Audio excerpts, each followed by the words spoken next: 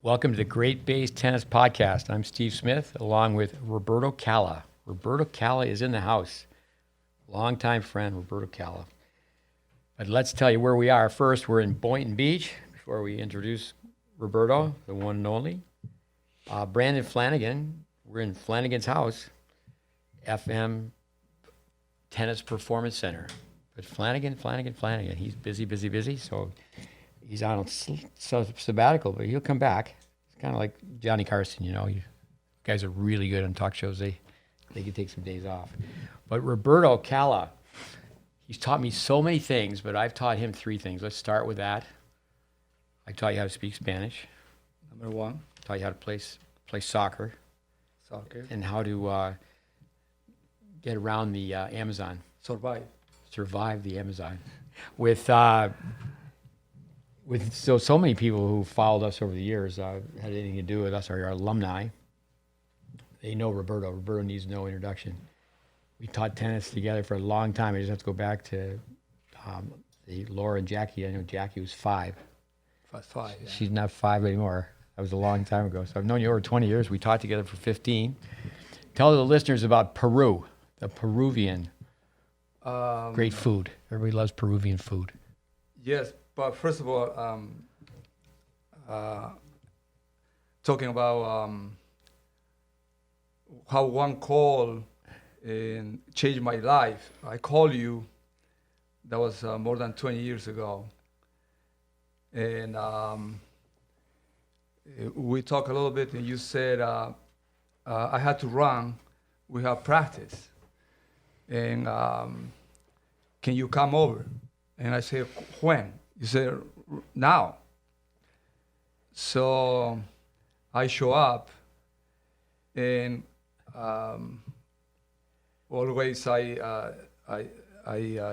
I talk with my kids, I said that call changed my life. And I want to thank you, Steve. Have access to many people, many players and coaches.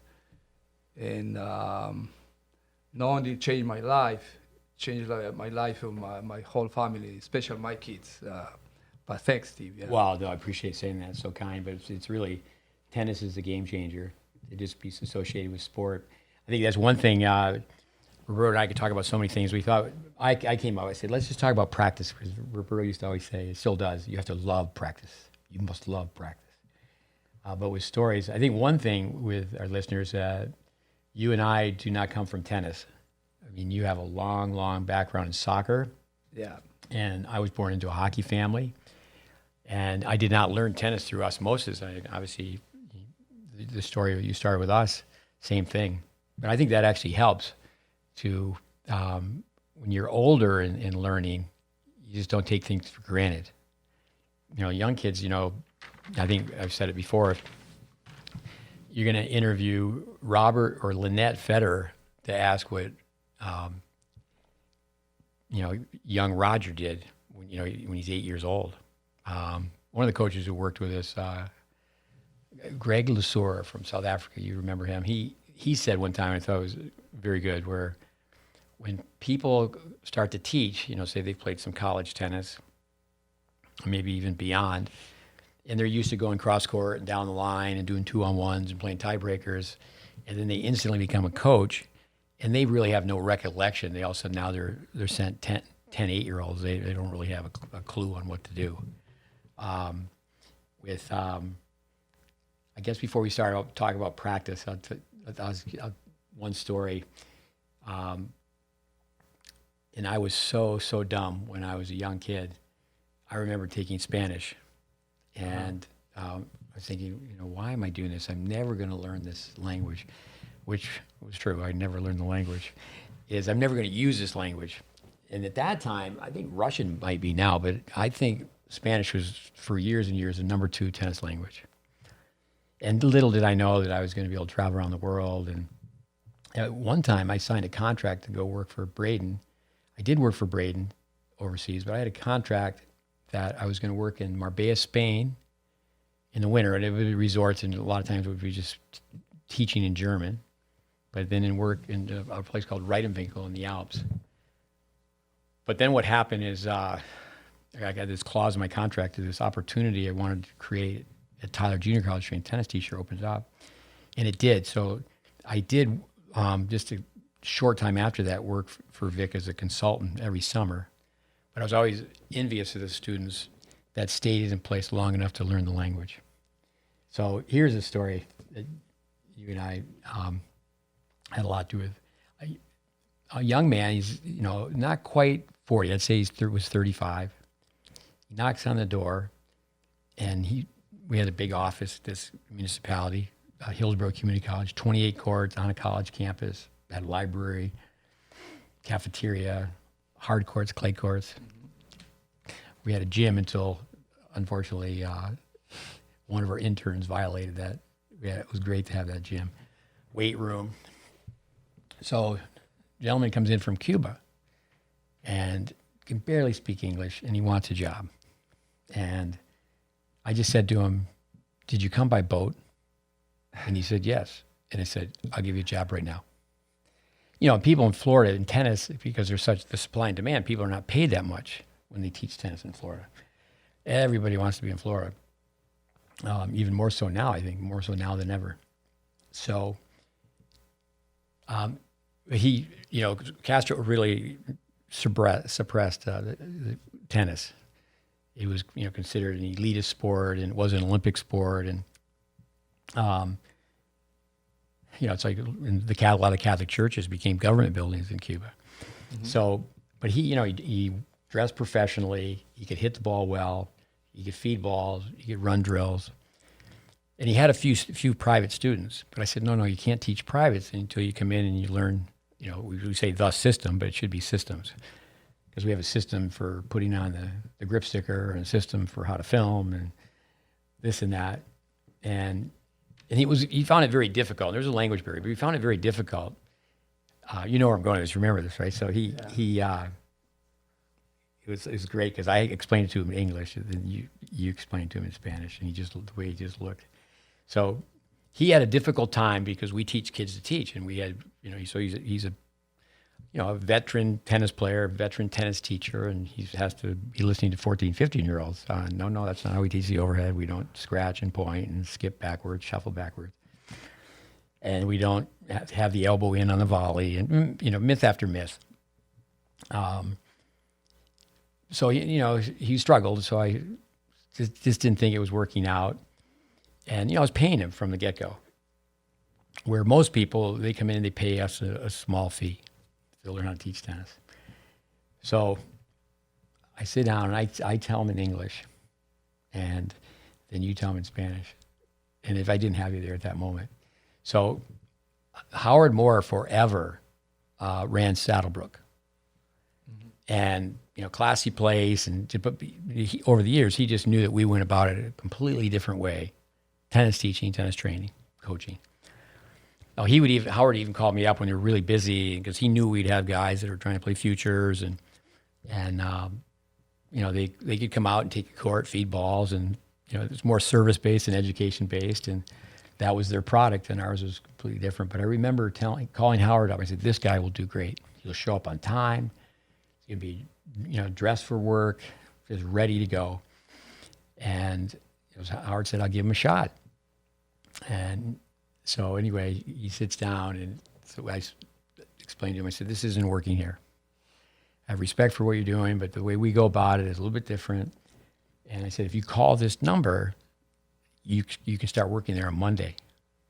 And that would be one story. So then when you told him the Spanish, I always think of that as that if I could only speak Spanish. Because when you told him, his face lit up, and it was like, "Are you kidding me?" I understand he worked there for several years, and then he's in Miami now. Yeah, actually, he got the job, and when I saw him, he was grateful. He said, "Thank you." He worked for a long time in Saddlebrook, before he moved to Miami. Yeah, before we start on practice, though, just what would be a story? There's so many. You and I could just... Jim Lair's storytelling for mental toughness, everything's a story. We've got Flanagan's pens here. I don't know if it was a good investment for Flanagan. I must have like 50 of these things. Play, perform, recover. Because what I we have kids coming out of this classroom he has set up for us is so nice, and I just see the kids day after day. They don't have a pen, and they go down and they take a brand new pen.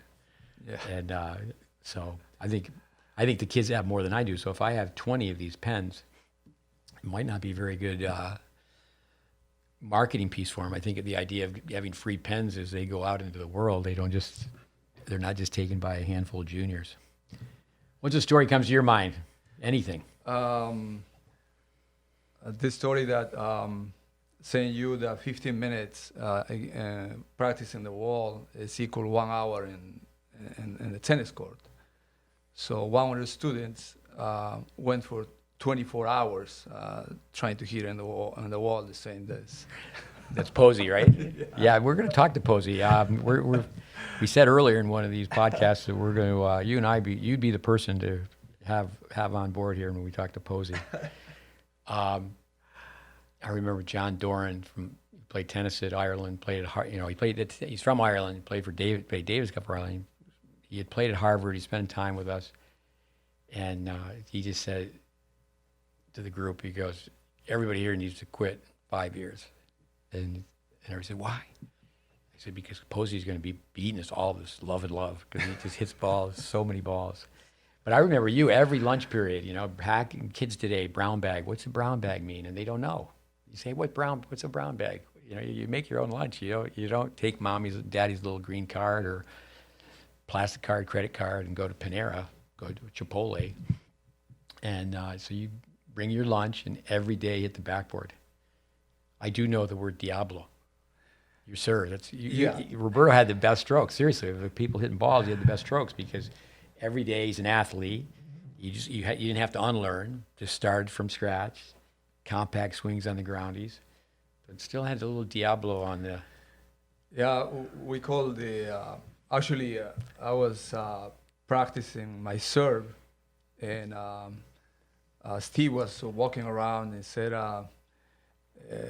something like, I still have the palm up, and I still have the palm up, I think. I said, it's El Diablo that's still there. Diablo. Devil. I told a few ladies in ladies' clinics, didn't go over very well. On your tombstone, it's going to say, died a palm upper. I mean, it's not easy to change, but the thing, instruction, destruction, is that they take a lesson and they don't practice, so it's going to be pretty tough. 85% of players or more have some version of palm up. But yeah, we'll jump into practice, but tell us about Peru. Oh, go ahead, I don't want to interrupt. Finish the thought? Yeah, I finished the thought. Because in any level you can have some kind of palm up. And I think years around that, the best drill is the Dennis Vandermeer finish behind the back. Yeah, we just named that to Vandermeer. Vandermeer, what a genius. For palm up, he also had hit the ball wrong side. Mm-hmm. So instead of going palm up, you hit it with your knuckles up. And you just have, we've been in the trenches together forever. So kid goes, years ago, opposite side, then you wrong side, then right the last second go wrong side, correct side. Yeah. Someone who is a classy guy, I don't really know Dave Sievertson as well as Dave Anderson does. Dave Sievertson used to do a great job with the USPTA, and he would, along with Ken McAllister, they would come to Tyler Junior College. And we got to the point where we had over 15 testers. So I know he did a lot of things with the USPTA, and he's written the manual on tennis business, but he's played for the USA, so I went out to watch him play today, and he's a very, very good tennis player. But yeah, there's sometimes where you have to go palm up, so he's going to be 70. You're pretty good if you're playing for your country.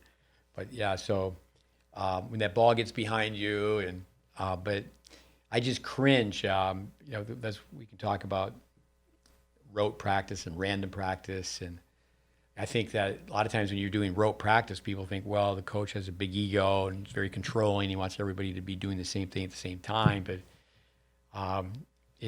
tennis is so technical, and it's unfortunate that so many kids have to go backwards. Yeah. So many kids have to go backwards. Also, I remember that during the summer when we were coaching college in Tampa, we have some basketball players coming to work Yeah. One of them was 7 feet tall. Yeah, and the 7 feet tall, you said, you're gonna set palm up, and you're gonna run as fast you can, and just put it away with your body. I'm gonna show you how to volley. No, the basketball team, there was something to do with grant money, and I was you with your help and others. I guess the internship and how we ran it is we found things for them to do. Yeah. And yeah, we always had that basketball hoop. I think it's just got to get kids playing other sports. But as I say all the time, I don't have too many ideas of my own. Vic Braden was a basketball nut. You always say it doesn't matter if you just want to shoot basketballs in your driveway. You don't have to be a basketball player, but just get out there and move. Get out there and have some fun. Get some exercise going. And he coached basketball at the University of Toledo, and he coached tennis, and that's what he did. So that wasn't my idea. He said, "Yeah, you just put the racket like this." I remember giving my sister a tennis lesson, and she just was going to some corporate outing, and I said, "No, this is how you serve."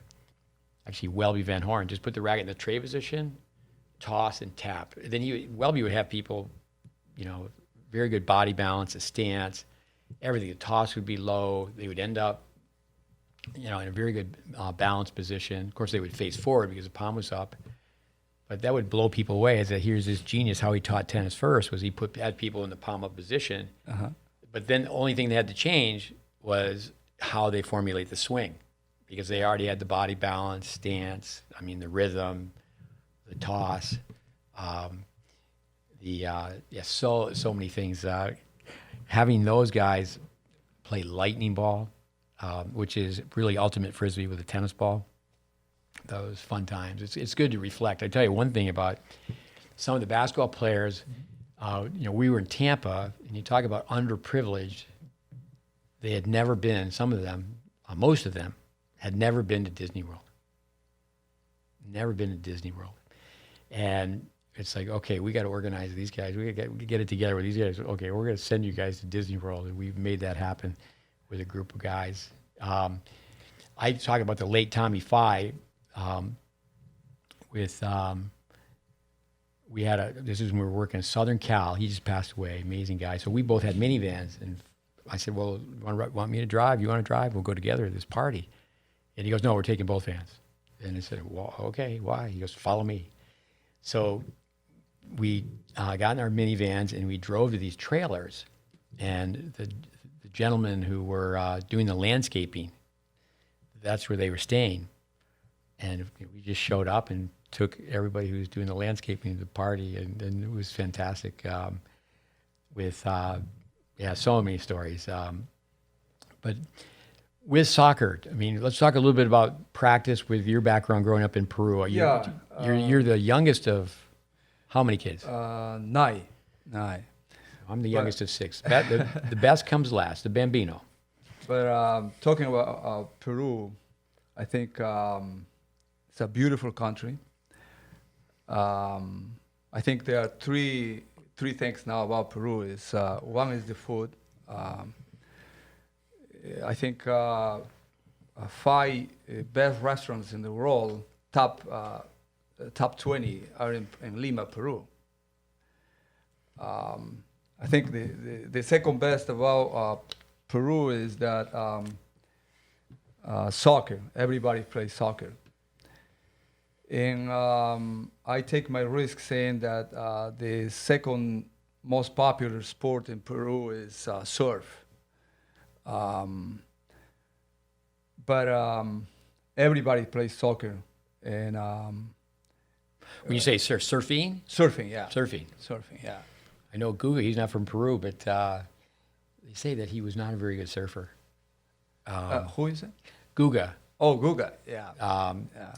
From Brazil, whose brother was bedridden. He dedicated every trophy. Every time he left his house, his young brother, who passed away several years ago now, dedicated every trophy to his brother.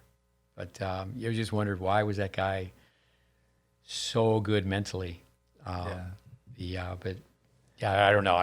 That's maybe why he's just so humble. I heard him say one time that he was the worst surfer in the world. And, but it's fun to see the Pacific Ocean is full of surfers. But Peru is not an island. Tell us why the people from Puerto Rico can't play soccer. The ball goes to the water and they get frustrated. And I remember you trying to teach a young kid from Puerto Rico. Go, well, it's going to be tough because people in Puerto Rico can't play soccer. Ball always goes in the water. So it's the restaurants, it's surfing, and what else? 3 things. Soccer. Soccer is second, and Soccer is surfing. Yeah.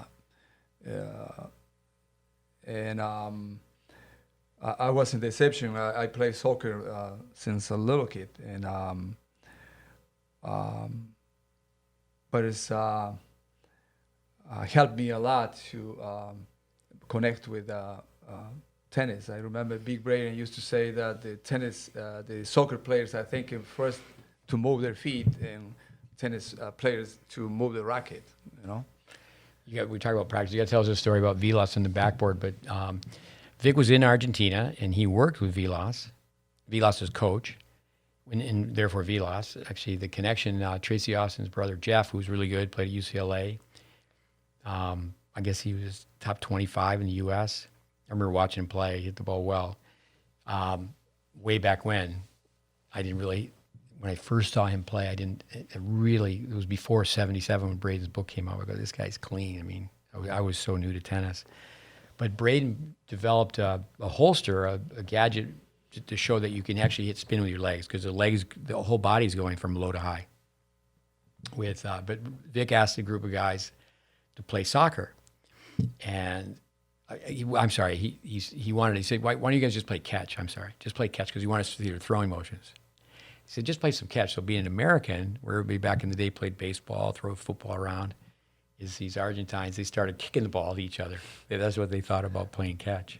But you've taught so many people that we trained over the years to play soccer. My son, Connor, he was in Germany during World Cup, and he really became pretty much a master on different ways to pick a ball up in between points, to the point where people go, he must be a really good soccer player. And when you play soccer, you're on one team, you're the goalkeeper, you're the referee, you're the coach. I mean, so many things. I have a story that we used to organize almost every day a pickup soccer, and Connor was always there asking can you ask Steve to play soccer? You guys are supposed to play 20 minutes for like 20 hours. So one day we have a group from a coach with players from Germany, and we organized a game to play with them. And we finished the soccer game, and the coach went inside and said, who is that guy with the red hair that plays like Brazilian? And you say, it's my son. Was Connor, actually. Actually, on our website, if you find it, there's a narrative written by Barry Hint called Journey to the Truth. And there's a chapter on Roberto. And certainly ITs do the same thing with Andy Fitzell, who started our podcast. Andy, we've done a lot of things together. He's the good cop, I'm the bad cop, but I always flip it. So yeah, Roberto, he's the bad cop, I'm the good cop. But in that narrative, Roberto can roar like a lion. Of course, the writer, he has a soccer background as well, and I just know, like, when people leave the game's going on, and they leave the game to go drink water. And Roberto's like, no. But the youngest of 9, so soccer, I've been told that in the U.S., and such a big country, and the women have won the World Cup, but you just hear that we're very fortunate that we have all these foreign coaches here, but that soccer is still a new sport here. That the coaching in America is not very high, the level of coaching overall in soccer. But that American kids, boys and girls, don't play pickup soccer. And I know, we've done some things where I've sent you with players here, there, and everywhere, and you go to other countries and it's just instant soccer game. Everywhere. They're going to roll up, 2 old socks, and that's the soccer ball. And they're going to play indoor, outdoor. It's just instant soccer game. Street, backyard and garage in front of your house and everywhere. Yeah. Well, you talk about practice. You don't drill soccer. You don't drill baseball. You don't drill basketball. You play. You play soccer. You'll have to get into that with tennis. And way back when, I would say that I had mostly local players. For example, I spent 10 years in Tyler, Texas. And, a lot of times young coaches don't spend 10 years in one place. And that's a great opportunity. Before that, I was spending time with, learning to teach from this gentleman and this gentleman and such. But, we have people come in, they fly here, most of the time they come with their parents and check into a hotel, rent a car, restaurants, and then we film and they put on a piece of paper, I want to play college tennis, and they're 14 years old, and we always say the light at the end of the tunnel is a train coming right at them, and then it's just like, well, you've got to rebuild. But that's something we can get into. But with Peru, you didn't really learn through formal coaching, correct? It was just a lifestyle. A lifestyle, yes. What happened is that the difference, in a team sport is that when you organize pickup soccer or basketball, they ask you just to run and move the ball in the way you learn, Tennis is different because you got to learn the grips, the swing, the body balance, and if you just go and try to play, you're gonna spend most of the time picking up balls. Yeah. That's why you can see in pickup soccer every level in any country in South America.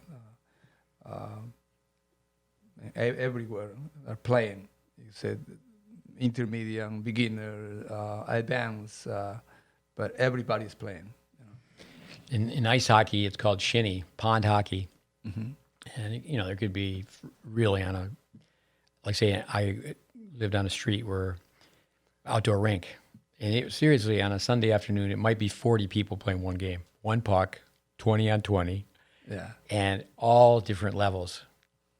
I remember before we had moved 150 miles south, that our next door neighbors had a rink, and there's the side of their house, and we had a baseball diamond in the back of our house.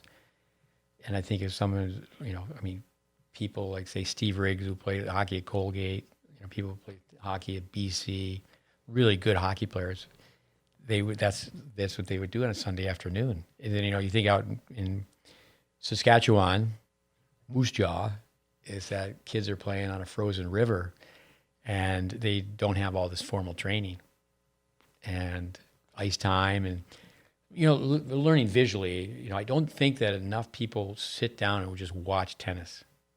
To watch someone move on clay, just the poetry, the elegance of the sport. To see someone, they look like they're floating on a clay court. I just don't think kids today. I'd say, and I remember they used to say that about me. Kids today, you watch too much TV. Well, we only had 3 stations, and mom's watching one, and sometimes dad's watching the other. So we didn't watch TV as much as kids are on the phone today. But it's just amazing. Kids come off the tennis court, and I'm, you as well. We've been around kids 24/7. They just right now just sit down and just go on their phone. And usually in other parts of the country, kids are done with tennis practice, and they'll go play soccer. Yeah. Oh, tennis is over. We'll go play soccer, and they're just working the legs, just having fun and becoming. They're learning about offense and defense, and yeah. How old were you when you first played on a formal team? It was in high school. Wow. Yeah. I still have some pictures of middle school, but was more, for fun and that. But what I found is tennis players in South America, they all played soccer, you know, especially in Argentina. I remember that I was fortunate to work with Big Brain and Oh, that's right. Many times. many times, and he spoke with me in Spanish. So I said, "How do you learn Spanish?" And he said, "I was in Argentina, and I helped the Argentina tennis." And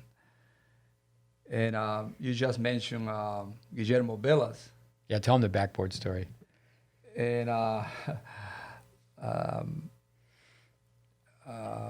amazing story. You know, Velas said as the story says, oh, he was 5 years old, and he was fooling around, and the father was the president of the club in the city. And Villa says that they have a coach, that this coach was riding a bike going club to club to give a lesson. And when got to that club, give it a lesson to Guillermo. And Guillermo went to his dad and said, Dad, I don't think, he's not over here. He's going to all the clubs. So the dad said, what do you want for Christmas? He said, I want a tennis coach. Tennis coach. But you have a tennis coach. But no, but he's from all the other clubs. And the father said, okay, I'm going to hire a coach. So he went and found a coach, and a full-time coach. Even he moved to the club with his family. And so he introduced to Guillermo, and Guillermo said, Dad, he's too old. He's going to die.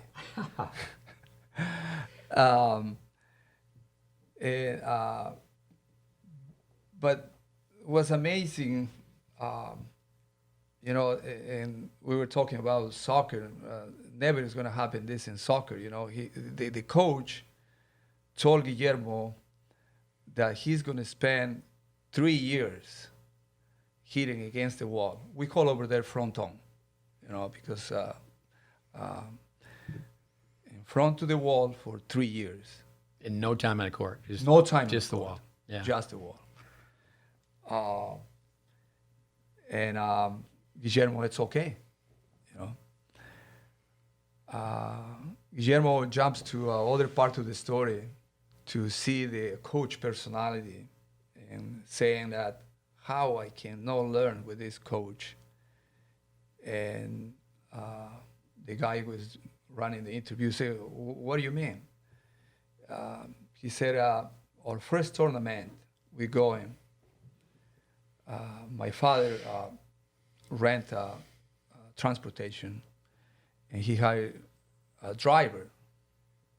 So we went to the tournament, and we were waiting for the coach. Where is the coach? Something we have to formal to do with the coach. And the coach was in the parking lot teaching the backhand one hand to the driver. And he said, that crazy was my coach. For our listeners, 3 years on the backboard. Monica Selish grew up in a small town in former Yugoslavia. You couldn't hit on the tennis court till you were 12. So many stories. You think of Wozniacki, parents and her brother, older brother, hitting tennis balls, and she just that's how they started. I mean, to this day, I would say you can't really become a great player. If we tell people before you visit us again, you'd be better off if you could build a backboard in your house. And we have those. And now I think 6 or 7 people. We were not the mastermind behind the GreatBase Backboard. It used to be called the Tennis Mate. And now 6 or 7 companies just here in North America are now selling those. And yeah, you got to be able to hit balls. You can't beat a backboard. It's going to be there. You never miss. Roger Federer's product to the backboard. All the champs. And even like an extrovert, they're passionate. They're so great. A lot of extroverts go to the backboard and they get lonely. To digress, Monica Selish, I was in Japan, and teaching tennis teachers, and my two boys who you spent so much time with, they were taken to this clinic. And at that time, my older son, Mikhail, hit the ball really well, and Monica Sells just called him up to the net and said, "What are you doing here?" You know, he didn't have the Japanese face, and he said, "My dad's here teaching tennis teachers." And she told him, "You just keep doing what he tells you to do." But Sellish, the other day we were talking to Robin Anderson, came in to work on her serve, and she spent a little bit of time with Alex Vukovic, who you know as well. Mm-hmm. You know, you need to get all these people to share their stories to just reinforce the message. And 3 juniors that did quite well. Just give you their last names, but maybe I go with the first names. Dennis Kudla, Mitchell Frank, and Ore. Ore. He spent them. The other two, I didn't really spend any time coaching. Junior Ore, fast as a wide receiver. Mitchell Frank, great mentally. Kudla one time hit with Nadal, and they said, "Is he the toughest player mentally you've ever hit with?" He goes, "No, I think Mitchell Frank is." And Mitchell Frank won everything in the juniors. He went to college. He started winning. I think he won the All-American as a freshman. But anyway, the 3 of them, and I believe that Kudla is his family immigrated here from the Ukraine, that said he just never stopped hitting the wall. And, you know, that, my opinion, obviously, but those 3, the unlike Sellish, who really developed a very unorthodox style hitting against the wall. But a lot of times people, it can be the worst way to practice or the best way to practice. But when you hit against the backboard, you know, a lot of times the teenage boy is going to try to knock the backboard over with a 2-ounce ball. But, you know, you hit it straight, it comes back straight. And I think a lot of times people end up having great technique. Jimmy Connors, he was a wall on that return serve, but he hit against a wall, didn't have a lot of money. His father was a toll bridge operator, mother, grandmother were tennis teachers, and the story goes, in an armory, he hit against a wooden floor. You know, so the ball just skids and just over and over and over again. I tell kids when they go to college, the first thing they do, you know, they go to some Power 5 conferences, first of all, take a basket, take a cone, take a sock, find a gym with mirrors, but then you got to find a backboard. Yeah. People stop doing basket training with but also to character building. I do think with soccer, you know, we play the game lightning ball where if you get tagged, you have to throw it backwards to one of your teammates. Yeah. And that gets everybody involved in the game, or everybody has to touch the ball. You can do it where it's, you know, fast lightning ball, but really team lightning balls, everybody get it coming back to shinny, or, you know, like I've seen you run so many soccer games with so many different levels of play and make it work. And, you know, but kids needed to be able to do that in tennis. You know, there's a young 10-year-old you're helping me with right now. She has an Instagram, people follow it, Tasia. She's hitting the ball better and better. And there's a young guy that we've helped with practice matches. So I just go up to him and go, "Hey, do me a favor, go warm her up." Yeah. But what he could do is he could take speed off the ball and put the ball on a dime. He didn't have to be told, you know, "You're hitting with a 10-year-old girl," or 10-year-old boy. And in fact, boys and girls should be playing the same tournaments until they're 12. But that's a Billie Jean King campaign that didn't work. But yeah, that I think of Jeff Lewis, who spent a lot of time with us. I remember Jeff. He was a very good athlete physically. He could jump over 2 picnic tables. At Palmer Academy, they hired Lewis to do physical demos. You know, he didn't connect the wires like a lot of us when it comes down to being the best tennis player, but hit the ball really well. He's a great tennis teacher, passionate about trying to improve the game. But I remember one time he kicked the soccer ball. I didn't watch that often. I'd be in on the phone and doing emails, but that was one good thing about cell phones coming out, is that then I would go for a walk and I'd watch the soccer game while I was making phone calls. But early on, that didn't exist.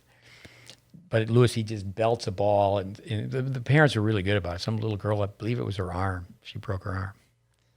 But with Josh Rosenthal, I could be wrong, Rosenberg. He works in sports broadcasting in Alabama. I'm guessing Josh Rosenthal. Mark Span, who has a guest sent us on the podcast, sent him to us. So he was being a little bit rough. You know, he's taking a postgraduate year in between high school and college, and it worked out where he went on and played college tennis. And he was just being too rough with the little kids. So Roberto I saw this. You told him once, you told him twice, and 3 times. And the next thing is, and he handled this so well. So your soccer background, you just flip him, and he does like a 180, boom, 360, 180 twist and a flip and a turn. He lands down his back, and he gets up and he goes, Roberto, you have to show me how you did that. With that, so I remember that. Yeah. I don't think you use those, but you learned a few dirty tricks playing soccer. Yeah.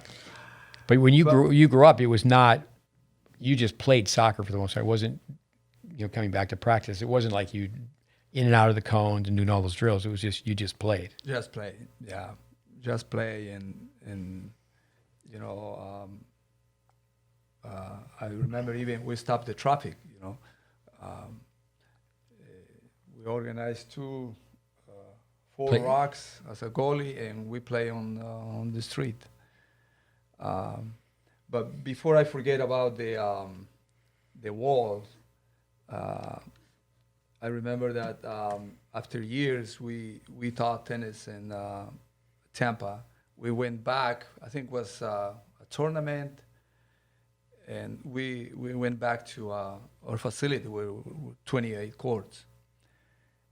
And you were disappointed to see that they bring down the walls. Yeah, Joe Curtis, great guy. He's coached the Jesuit high school team for 25 years anyway. And my son went there. I remember Riley Hart, who you spent so many years with, he went there, and a lot of other kids.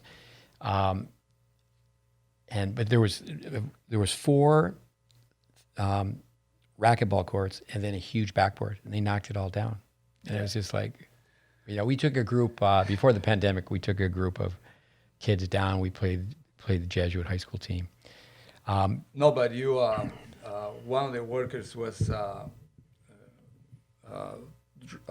driving the golf cart, and you stopped him, and he said, "Who took that decision to bring it down?" No, it's. Backboards so are sad, we beat up people. I think, come on, you got to be people first and profit second. And tennis meetings need to be about growing the game. And obviously there's a lot of great people, a lot of great causes. But to me, backboards aren't built anymore because they don't make money. Same thing with ladders. Yeah. Let me go back to Rosenthal. Is that I remember his father telling me a story. His father was a goalie in hockey. And they were going on the ice after the Boston Bruins. It was in Philadelphia. The Bruins were there to play against the Flyers, and for circumstances, they had to practice at this neighborhood rink. And Bobby Orr came off the ice, and Rosenthal's father was a goalie, and Bobby Orr hit him on the pads, said, "Good luck, kid," or something. It's like that's the story of the lifetime. But being influenced, you were around people who played really well. Were you influenced by? There's when you're a young kid, you must have been influenced by really good players. Oh yeah, I was born in the Amazon, and at that time we got the news by the newspaper once a week, and radio. And I used to have the picture of my favorite players in my wall, and Argentina was great as well. So many players. If I have to remember Mario Alberto Kempes. Look at these names, Steve. Mario Alberto Kempes, Jacinto Luque, Hosseman, so many, Diego Armando Maradona.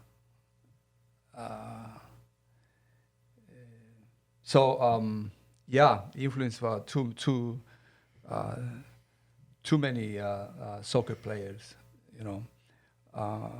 Unfortunately, in that time, now it's more about business. They didn't make enough money, I remember a story that they just won the World Cup Argentina, 1986. And to show how much respect the younger players they have to the older players. These guys just won the World Cup, so they are in the newspaper. And this player has to go to practice, and he's taking a bus transportation, a public transportation. Just won the World Cup. And he get into the bus and stand up because there's no seat. And a ladies with a newspaper, and look at the newspaper, look at him like this. And he said, yeah, yes, I am. Amazing. Amazing. Just the other day, I was at the Delray Beach Tennis Center. It's a really special place. That's where they have the tournament.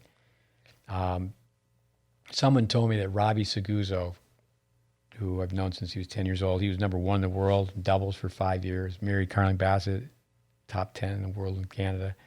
But Seguzo said that the Delray Beach Tennis Center is like the 70s. I mean, so much tennis is happening there. I've taught tennis there. I mean, Michael Darcy was the director, Tomas Olish was the director. Now there's 3 people there. Brent Wellman, Doug Tomlin, Carla Navarro, Wojciech. They're all working there, teaching there. And someone said, have you been here before? And I said, I took lessons here in the 70s from Ed Foster. And I'm very proud that I lived in Boca and I took the city bus. And, not too many people in Boca, even, today, but back in the 70s, it was like every 1 out of 42 people were millionaires. I think safety is certainly a factor, but it wasn't too long ago with Andy Fitzell. I took 25 kids to Germany and had 1 intern, 15 years old, Rami Baby, our superstar. And I just knew he was going to be. I'm betting that this is going to be the only kid who learns the strain system. It's because they just, the Range Rover pulls up and the chauffeur, they're going everywhere in a really nice car. But before I want to finish this story, because I said that the youngest players, they have a lot of respect for older players. Yeah. So one of the guys, with the little money they got, he bought a new car. And the story is that he went to practice, and he parked really far away, like 5 minutes distance. And someone noticed that he bought a new car. He said, why are you parking so far? And he said, the older players are going to reprimand me because I should invest in better than in a car, Look at that. You just say one thing, it makes me think. I talked to Kim Wittenberg, promote our previous podcast. Through Kim, I worked with Ruben Perchek. I remember he was late for practice, and he had a really nice car. Then he got a nicer car. He had a Volkswagen Rabbit, and then he gets a 280Z. I think it was a Datsun 280Z. And I just gave him such a hard time. He goes, hey, you got to come to the parking lot, see my new car. With, I think that's something here in the States. One of my sons at one time, my oldest son said, Steve. My boys call me Steve. Everyone calls me Steve. So he goes, every family has 3 cars. No. You spent so much time working with Raven Clausen. When Raven was with us, he was 18, and he was with us for 5 years as a base, and we didn't let him talk about practice. He didn't play points for the first. He didn't play points for a long time. He didn't go out on the road for 6 months, I think it was. And he was just shocked that a kid turned 16 and have a car. I remember working with Vitek Miras from Poland, and there was a lottery. So he wins the lottery. He's going to get a car, but he's going to get a car in 8 years. 8 years. It's kind of like the Russians way back when. The KGB cars were bigger, but the cars were like you either have a gray one or a black one. I mean, there's just no colors, and the Russians thought that the Fiat's an Italian-made car. They thought it was Russian. But let me ask you about politics. this tennis conversation circle back. I touched upon this briefly in a podcast, the last podcast. Why am I in tennis? And part of it is politics. Is got a bad go as a freshman in high school, got a bad go as a freshman in college. Tell the story where he tried out for this hockey team. The name tags were already ordered for the Canadian players. But I do think that's one great thing about tennis. There's politics involved, and especially the fact that it's become so expensive to play. It's not that easy for a family to get a tennis player down the road. It can be done, especially if you hit the ball really well. But in tennis, my oldest brother used to say this about like wrestlers. They have a wrestle off. Who's going to wrestle? Mm-hmm. Okay, you guys wrestle. Whoever wins, they get to be in the match. But there are sports like basketball and soccer, ice hockey, where it's the coach's opinion. You must have stories with your own background where some players, they should have got a chance, but they didn't get a chance. Does that come to your mind? To get into the team, you said? Yeah, in other words, you're a reserve. Instead of, maybe this kid should get a chance to be a starter, but they just never quite get that chance. Oh, yeah. Many. Even, in the high level, I remember one player from Peru, a close town from Lima, called Huaral, was, I'll say, my favorite player. This player was great on the local league, Pedrito Ruiz. I'm sure that my generation or people who follow soccer will know who is Pedrito Ruiz. Pedrito Ruiz, some stories say that he was afraid of airplanes. And international teams went to him and say, all right, you have a check, you can fill up the check. And he said no. But always, he had the record and reputation to, we'll say that he will be, if for Americans over here, a great quarterback, make famous the receivers. He used to say a beautiful pass and say, be famous, just be famous. But it comes to my mind so many, but that was sad because he lost the opportunity maybe to play in Barcelona, Real Madrid, who knows, in England or any other places. But also, they say that in the national team, he didn't perform. That's when really matters. But was an amazing player. Was an amazing player. I'm sure many as well. Yeah. The expression is that there's some guy. We say that years ago it wasn't fair for gals in sport. But we say there's a guy in a bar stool who's complaining that he didn't get his shot, and a lot of times it's true. But on the other hand, I know there's so many tennis players and I just put it right in their face. I go, yeah, I just know 10 years from now you're talking to a 22-year-old. 10 years from now you're going to be at some cocktail party and you're going to be telling people you had a bad back, you got injured. Because a lot of times girls sometimes, unfortunately, they just quit. They're not making the lineup in college. And they go off and do something else. Where the guys, and I think it's unfortunate. I didn't realize this way back when I was so young. Is a college team will have, say, 12 people on the team. They travel with 8. Now they have 3 coaches, and 3 coaches travel. And it's like, well, what about the other 4 players? A lot of times those other 4 players, the boys, they go to the bar. Yeah. And you would just think that should be fuel to the fire, is that you're not making the team. South America, I've never been fortunate enough to go to South America. Before the podcast started, I was talking to Carla Navarro Wojcik, who I've known. She's from Bolivia. I've known her since she was 17, and it's getting close to 40 years has gone by.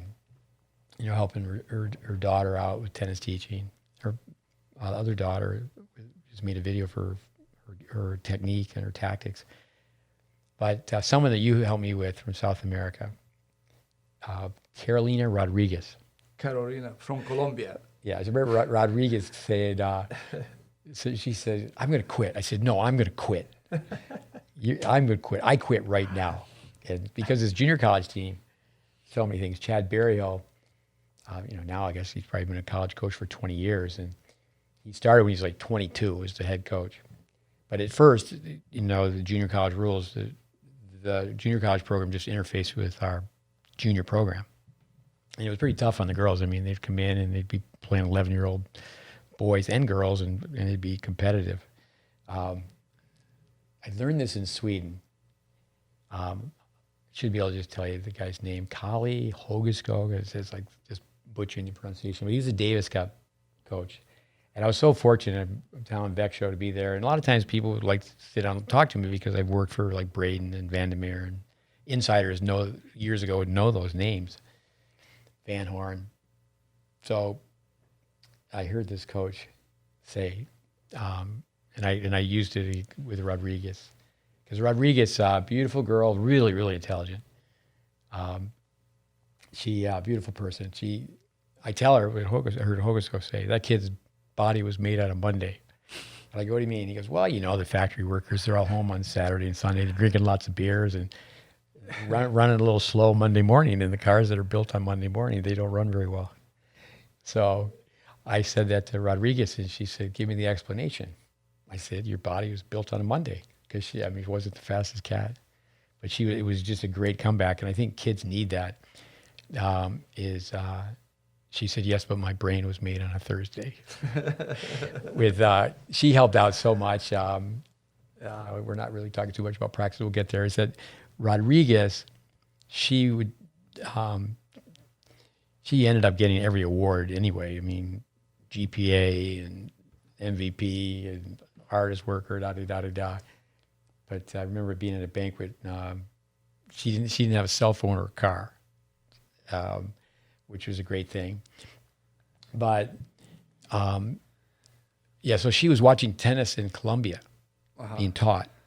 And she just went right to the authorities, and she wanted, so there was some discussion on myself going to Colombia to train coaches. It didn't happen, but with, these connections, I got to get this in, is people go back and listen to Carla. She was on a podcast. Vilas, not only did he hit 3 years against the Backboard, so he grew up around wealth. His father, as you were saying, president of the tennis club. Carla was telling us that Vilas invented it. He's the mastermind, because the tweener, he saw somebody do it in polo, and then he did it in tennis. Now that's the shot that teenage boys want to make. But Rodriguez, so she said, "Man, my body's made on my brain on a Thursday." But I can remember one time that she was, they lost in the finals 4-4, the junior college national doubles final, and there was this Czech player on the other team. I mean, she was a very large girl, and she would just, intimidate the other team by just giving them a stare. And I just remember saying, Rodriguez, just when she looks at you, I was taught this in ice hockey. That's where you learn things, is that you just, Jimmy Connors, give them the crazy look. Let them know that you're crazy. And she just stare them down, so then they look away. When they're staring at you, don't you look away. You just keep staring right back at them. Nadal from boxing, and he brought that to the game, where they go up to the net for the photos in the beginning, and how he goes back to the corner moving like a boxer. Yeah, but like you said before, we talk about practice. Practice is actually built to help to build character. I remember that talking about the team we coach in college. Kati, then the team was Kati Patras. What was her name? Catherine Patak. Kati Patrak. When she left, she was working for Adidas Golf, but Catherine Patak from Canada. You helping Kathy, to build the character, you organize a match with one of the animals or player was an animal. You say you're gonna play with the opposite hand. You're gonna put every ball back. Was Posey, John Posey, He played well with his opposite hand and because you could run from here to New York. I mean,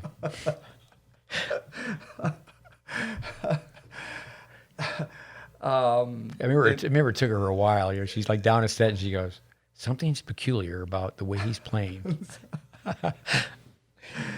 And before I finish about Posey came and said, "Steve, I changed sport. I'm biking now." And you said, "That's your sport." He said, "Why?" "Because you can take pain." Yeah. Oh man, I talked to Posey the other day. I told him we were going to get him on the phone. But with the girls on the tennis team, there was a girl who she won a very, very important match playing doubles, serving volleying. Played 4 years of high school tennis. All these names, girl from Houston, Texas. Her name was Catherine, I believe, as well. Barry Hill would be spot on, just tell me right away. But yeah, a rule where we're going to lose 6-0, 6-0. Doesn't matter. You're going to have a palm down serve, and you're going to go to the net. Then people get to the point, if they start doing that long enough, they realize how stupid it is to play one up, one back. Yeah. But it's amazing at every level of game, people just want to win. Patak, she ran so flat-footed, and you can actually buy this. It's pretty difficult to find, but you got to be careful when you do it. But if you take a pair of tennis shoes and you just tape tennis balls on the heels, so it's almost like they're wearing high heels, but they, just to get people to go forward. Then one thing too is that when you come up with teaching aids, the way the brain works is when they stop using the teaching aid, they go right back. So you have to have them train with the teaching aid, without the teaching aid. But Brad Gilbert, he supports or endorses the wrist assist, and a lot of positives, racket above the wrist, or on the volley or unit turn. And they go, yeah, it's great, but you got to, let them use that, get the feel for it. But then, you guys take it off and then stand right next to them and toss them balls and go slowly. But but with practice, you have to love practice. The 3 secrets of tennis: practice, practice, practice. When you're not practicing somewhere, someplace someone is. When you play that player, you will lose. Practice doesn't make perfect. Perfect practice makes perfect. Matt, Clora, lovely family. I always tell people, beautiful wife, 4 lovely kids, and a horse. But they really don't have a horse. They have this huge dog. And you got to take your hat off. They named the dog Rocky. But I say, hey, come on, you got to name the dog Practice. Practice, yeah. And so he had a very good idea because, his comment was, well, let me just go over the positive. Here, Practice, come on, Practice. I love you, Practice. You're the best, Practice, practice, practice. Let's go, Practice. Is that, a lot of times people are down about practice, and if you're calling the dog. So he had a pretty good thought about why he didn't go with that one. Another tangent, the movie Slapshot. If anyone who's listening wants to further their intellectual capacity, they just need to watch the old version of Slapshot. So the minor league hockey players, they ride buses. They don't fly first class. And so the hockey team, the bus comes in, and then there's a van. It's the girlfriend picking up the hockey player. And then it's an aerial shot. So the airplane shooting down. It's not one of these drones, how they did it back in the day. And you just hear this dialogue. I missed you so much. You are the best. It's so tough to be away from you. And you just hear all these lovey-dovey comments. And then they go back into the van. It's the hockey player hugging his dog. The wife's just looking straight ahead, both hands on the steering wheel. Oh, you got to watch Slapshot, listeners. But practice.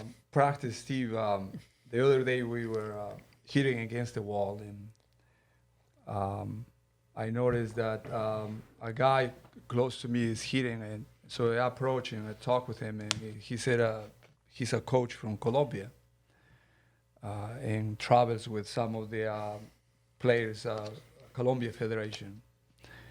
So my first question was,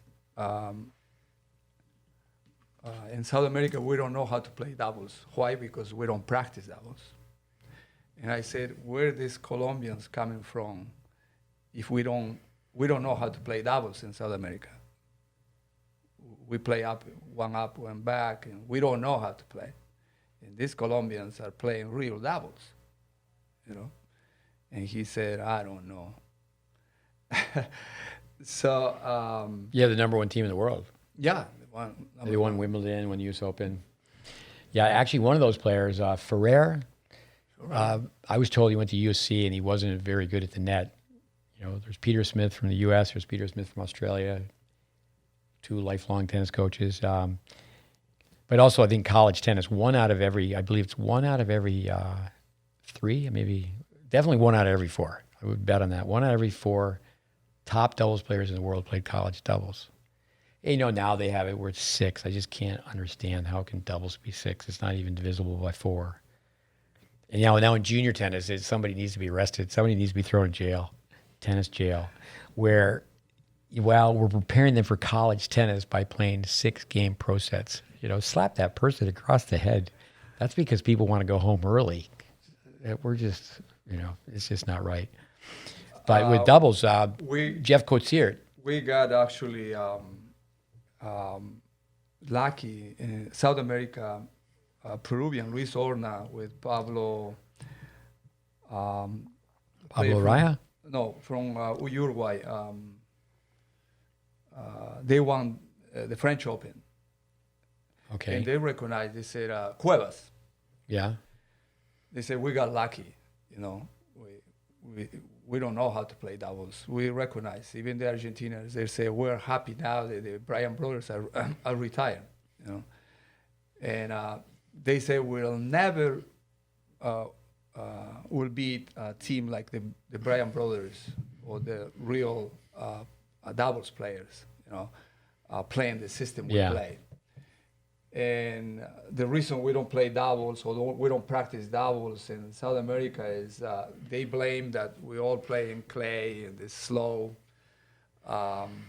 Second, that we never, since little kids, we don't force the kids to go to the net. That's why I like what you mentioned that doesn't matter if you lose 6-0, 6-0. I remember... yeah, you got to go with principles. You got to go with principles. One time, a coach from Canada came with the 2 kids. Marian? Marian is... Daniel played at Indiana. And then Dylan, he played at quite a few... He played at 3 schools. Yeah. The young one, the lefty. They were little kids when they came. Yeah, Dylan was 5. And Daniel was maybe probably 8 or 9. At that time, maybe Daniel was 10. And he said, Roberto, can Jackie play with Daniel or Dylan and the Eddie Hare something at a tournament? Yeah. And he organized the doubles. Jackie playing there. And after a few minutes, I see Jackie crying. And I say, what's wrong, Jackie? Steve just reprimand me and reprimand the coach because we're playing 1 up, 1 back. And the coach said... That's probably the first time I ever made a kid cry. And you told the coach, why are you doing this? The coach said, well, I want to win. And you say, what are you going to win? You're winning nothing. Yeah. But I remember that, and I tell this story when I came in South America, that what important is to go by the principles, to practice doubles, no matter what, the right way. And I think it's going to happen, I don't know, maybe 100 years or never in South America to have a doubles team, you know, because it's still... we're not doing the right way since little kids. Yeah, I mean, all over the world. I think back at the Aussies, of course, it was on grass, and they had to put so many people on a court because it was so popular. In Australia, back in the day, it was, you know, not like, say, Canada, one of our neighbors, or Mexico to the south, anywhere in North America, for the most part, tennis is not a small town sport. And Chuck Creasy was on the podcast and said, "Hey, we got to do a better job getting kids in small towns to play tennis." Yeah, but the team from Colombia that has won Grand Slams has been coached for years by Jeff Kotsirt, and he lived with us when he was a young kid, and then he played Davis Cup for Craig Tiley, who was with us for 7 years, and then John Lofty Diaga, who was trained with us, lived with us when he was a kid. He later became the Davis Cup coach, and then Kotsirt is older than Clausen, and but where does that all come from? Is that you just got to do things the right way. The superior athletes, like say the Williams sisters, that really played an inferior system. They a lot of times they got to the point where they weren't listening to too many people, but they did start going forward more because everybody respects Billie Jean King. Yeah. I mean, I'm going to guess 39 Grand Slam titles. That she just said, "What are you doing?" And the Karina Murariu, who at that time when I was in Boca with Dave Anderson, early 90s, Karina Murariu, petite, not that big, and she was 28 in the world at the highest. She won Wimbledon with Davenport. We have a clip of her where she took the racket low, high, low on the backhand return. So Alvin, the dad, said, "Hey, she's got to change that, high, low, high." And he's a brain surgeon who was studying tennis, and it was fun for us because he had taken her everywhere, and they were coming to us to be charted on CompuTennis. But she won Wimbledon doubles, playing with Davenport, and Murariu was the one who had much better skill, and Davenport would be the first one to tell you. If you repeat these podcasts during the pandemic, I started listening to my share of podcasts where Davenport, number one in the world, Grand Slam champion, Hall of Famer. She married into a tennis family where father-in-law Leach coached at USC, and the brothers, her husband, they're all really good doubles players. And she said, "My family, they don't even let me talk about doubles." And she's a Wimbledon champion. I mean, people need to hear that for perspective. Here she is, a Wimbledon champion, and she says, "Well, when they're talking doubles at the dinner table, they tease me and they don't even let me talk." I think it's pretty good that she has revealed that story. A lot of times on tennis channel or tennis broadcasts, you don't get to hear that type of insight because it's kind of a soundbite. Yeah. They don't really have that long a period to talk. But with Jackie, for our listeners, obviously she was a very good student athlete. She went to Amherst and played. I remember just based on circumstance where, injuries and such, where she didn't play some tournaments for a while, but I remember just telling we made arrangements for the Amherst coach. And I told her, I said, I taught tennis at Amherst just for 1 week one time because I worked for this company. I wanted to go spend time with Riney Meyer. I was just told this guy was great. And I said, "Hey, can I come and work as a volunteer?" I worked for that company, but there was, I wanted to go to the teachers conference in New York and the junior camp I was working. It just worked out where I got to go to Amherst. And I mean, I always knew it was a great school. It was one of my sisters was a scholar. She got accepted to Amherst and didn't go. But so I remember telling the coach, I said, "You just have to watch her hit." I said, once you watch her just hit some balls, you will want her to be on your tennis team. That's a fun story. And that comes from practice. I mean. No, but Jackie always remember that. You used to say, "Jackie, you can go to Amherst.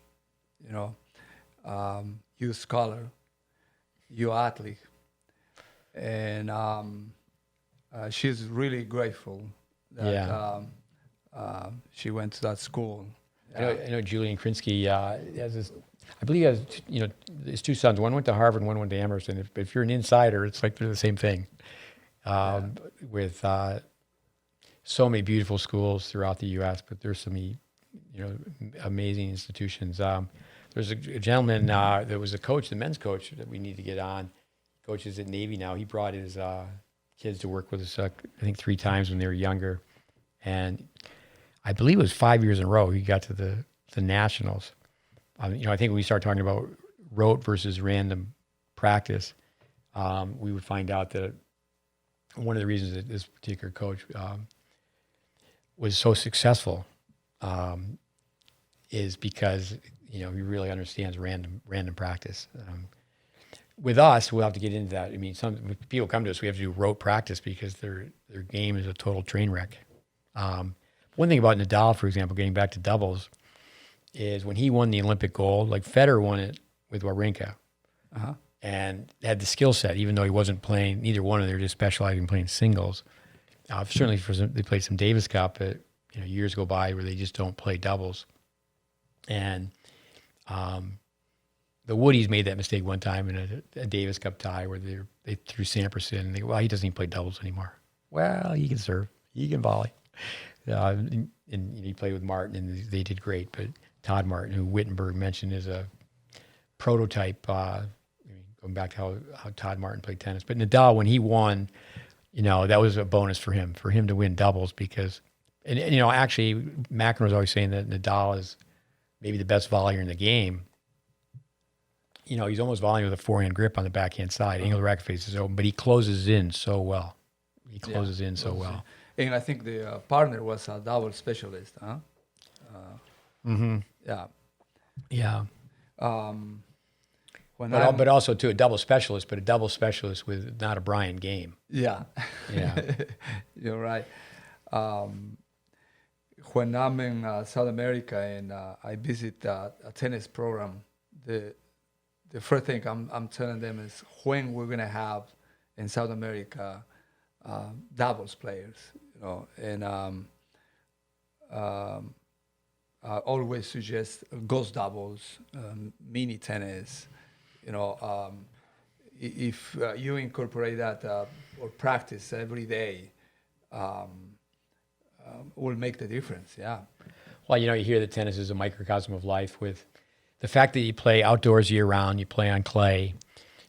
For years, the Swedes, it was like every Swede, even though they don't play outdoors year round, every Swede's a baseliner. But then Edberg came along.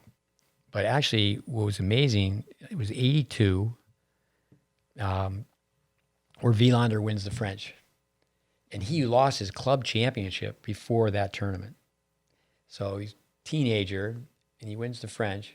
But in 88, he did win a grass court Grand Slam, not at Wimbledon, but he won. The Australian was on grass. But, he won 3 Grand Slams, but he added to his game. He could come in off the one-handed underspin. He could serve and volley. But, when you talk about GreatBase, people, are you GreatBase? I'm GreatBase.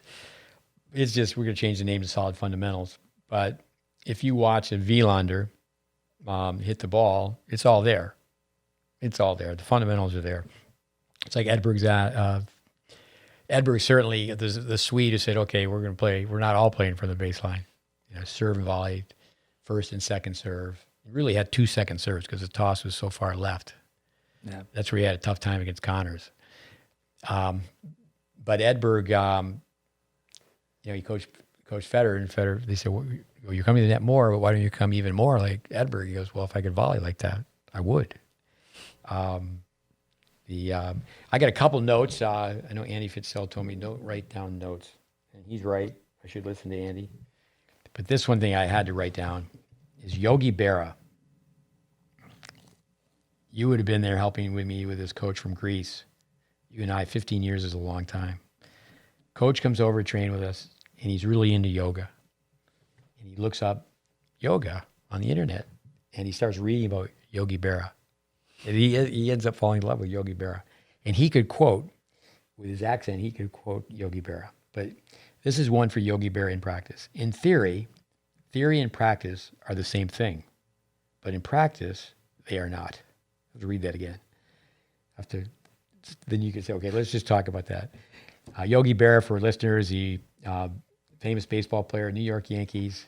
He used to all these oxymorons where he no one goes to that restaurant anymore. It's too crowded. So, he just, what did he say? The baseball is 90% mental. The other 30% is physical. You just, something like that. But in theory and practice are the same thing. But in practice, they're not the same. Practice is the application of an idea. Practice is building habits.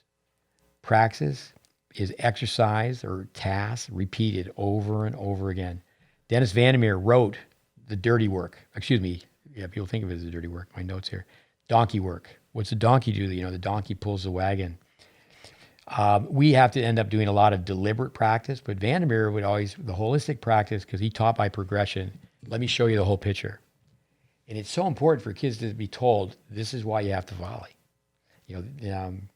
This is how you have to play the game. And that's why, we could have certainly a podcast just on mini tennis. You're really writing software. It's like you're learning a new language when you're trying to acquire a skill. I think in our world, people, I told someone the other day this, that, you talk to 3 people, I'm going to say that 2 of them are going to say, don't have anything to do with those guys. But they just don't know. It's just, if they just understood the information, it's fact-based. But a skill, people would look at what we're doing and think, well, the skill is just, really technique-based. And that's not really true. There's recognition skills. I like this, where you have to, you think of a kid in basketball or soccer, they got to read, and then they have to plan, and then they have to do. You got to read the play. Yeah. What do I need? What's the situation right now, especially team sports? I'm always telling kids they should watch sports. So it's not just do. You have to read the situation, plan, make a decision, and then you have to do it. And, in your world, my world, the term is they panic with the puck. They get the puck and they panic. Yeah. The same in soccer, I'm sure they get the ball and they panic, right? They panic. Usually they are kids with a lot of talent. They can do a lot of things with the ball, really talented. They ask him why this kid is not playing. He's on the bench, and most of the time, these kids are not reading the situation well. They're not taking the right decisions. And under pressure, they can't do it, I like this expression that we use a lot in soccer. It's no difference between practice and a game or a tournament.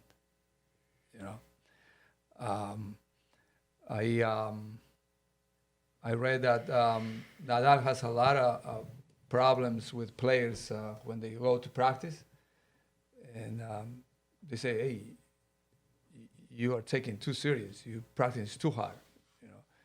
And Nadal is following this this code. No, it's no difference between when he's playing a tournament or he's practicing. Yeah. Before we started, I was talking to Brandon Flanagan. One thing that's very possible in this area, it wasn't possible. We, as you know, you with Posey, you visited a place we call Happy Lane. Yeah. I had some fun with the name. The street's Happy Lane, and I told people, well, the good Lord spoke to me, said, I'm going to put you on Happy Lane because you are always happy. Actually, when I see people hit the ball poorly, I'm not too happy. But with USTA, it's a great place, 100 tennis courts, but they need to have a permit where the family can come in and pay X amount of dollars. Here at the Boynton Beach Tennis Center, I believe it's $400. Family pays that, and it's unlimited court time for the rest of the year. And what we really need to do is go back to just take a private lesson. Just take one private lesson a week. Then call your friends up and do baskets of balls. I'll feed you 10, you feed me 10. You need to go. Their kids would just play mini tennis for hours. Now they're just straight off to that cell phone. But most importantly, I think they get on the phone and they would call adults up and say, hey, Mr. Jones, Mrs. Jones, would you like to play on some evening this week? This is Tommy. This is Marianne. I'd like to be able to play. But go ahead. Thoughts on practice? Practice, there are some stages in practice. When you are junior, you're a little kid, you learn in practice responsibilities. Be on time, be coachable. Around 13, 14 years old, you should be commit, And I'm sure you, in any sports, you learn or you listen, or you heard that top players are saying, it was a good day or a bad day, you win or you lose, I'm looking forward for my next practice. They're just obsessed with practice. Yeah, Roger Crawford, the two great Rogers. Roger Crawford, he said this on the podcast, the previous podcast, the story. He asked Nadal, "What's your goal?" He goes, "My goal is the next practice is going to be great." Yeah. That's just gold. It's gold. I mean, it's just. I think too many times the macho male ego that a lot of times, the older they get, the better they were, and then to truly really understand your sport. But I think again, that's where yourself coming from soccer, it's just you just need to learn the tennis information. That's all, because it's just you grew up in soccer. It's okay. I grew up in sport. Boom, it's the same thing. But I just need the information.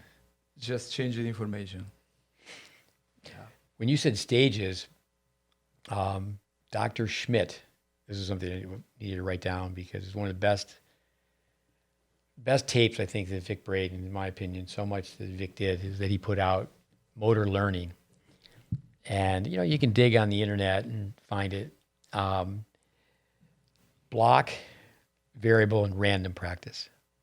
Now, we would be accused, Dennis Vandermeer, Dennis, one of our mentors, one of the pillars of the GreatBase, is you have to do the donkey work, pull the wagon. You've got to get out there and shadow swing. And, okay, I'm going to drop hit, repeat. Put a square on the backboard. How many times? Think of a kid who's hitting an underspin backhand. I always tell kids from this academy out in California, where I've trained the coaches, I've been out there many times, and kids come and I go, hey, when you walk in, you look to the right, there's backboards, and no one ever uses them. They're empty. But, you take a piece of chalk or certain type of tape, it just comes down very easily. Doesn't pull off the paint. And you just, okay, how many out of 10? How many out of 10? I'm going to hit this one hand on a backhand. It could be any shot, but I'm going to own this shot. Visualization. I mean, you've got to be able to village. You can't. You got to see it before you can do it. You got to. Okay, what's it look like? So again, Vandermeer, here's a picture of the serve, and then he breaks it down into parts. Then people would years ago they'd criticize Vandermeer. I'd say, have you ever seen him work? Have you ever been on the court with him? Have you ever spent a week with that guy? Yeah. And no, and they just it's like with Balotelli. People bad about Balotelli. Go, have you ever been around Nick? Have you seen what he put together? Yeah, okay, we can say that, okay, maybe, and he'll say it, that he's not a technician. But tennis is a random sport. If you're throwing the shot put, if you're high jumping, you certainly could argue, say, well, the marathon, there's so many things within a 26-mile run, 26 miles, 385 yards, whatever it is, that there's certainly strategy. Even when you think of, people running a mile, 1,500 meters, maybe not so much in the sprint. It's just like, go, boom. With, but the random practice, unfortunately, people use the term stages, is that this is a developmental stage. Okay, we filmed, we skill tested, we watched it play points, we charted the points. And you got to go backwards to go forwards. Yeah. You got to take 10 steps back to take 100 steps forwards. And, ego kills. So then they get worse the way the brain works. You got to deprogram, reprogram, and check your ego at the door. And, we had a couple of boys here from Charlotte a couple of weeks ago, and they're freshmen and they're already playing high school tennis. So they're going back, they got to finish their high school season. And, we tell so many people, you can, but it's very, very difficult to do. We have a boy here from Japan right now, and he got here, and we just showed him what he needs to do with his game, and put him, after 10 days, just put him right in tournaments, and go, no, just do it. It's cold turkey. Just this is what you're doing.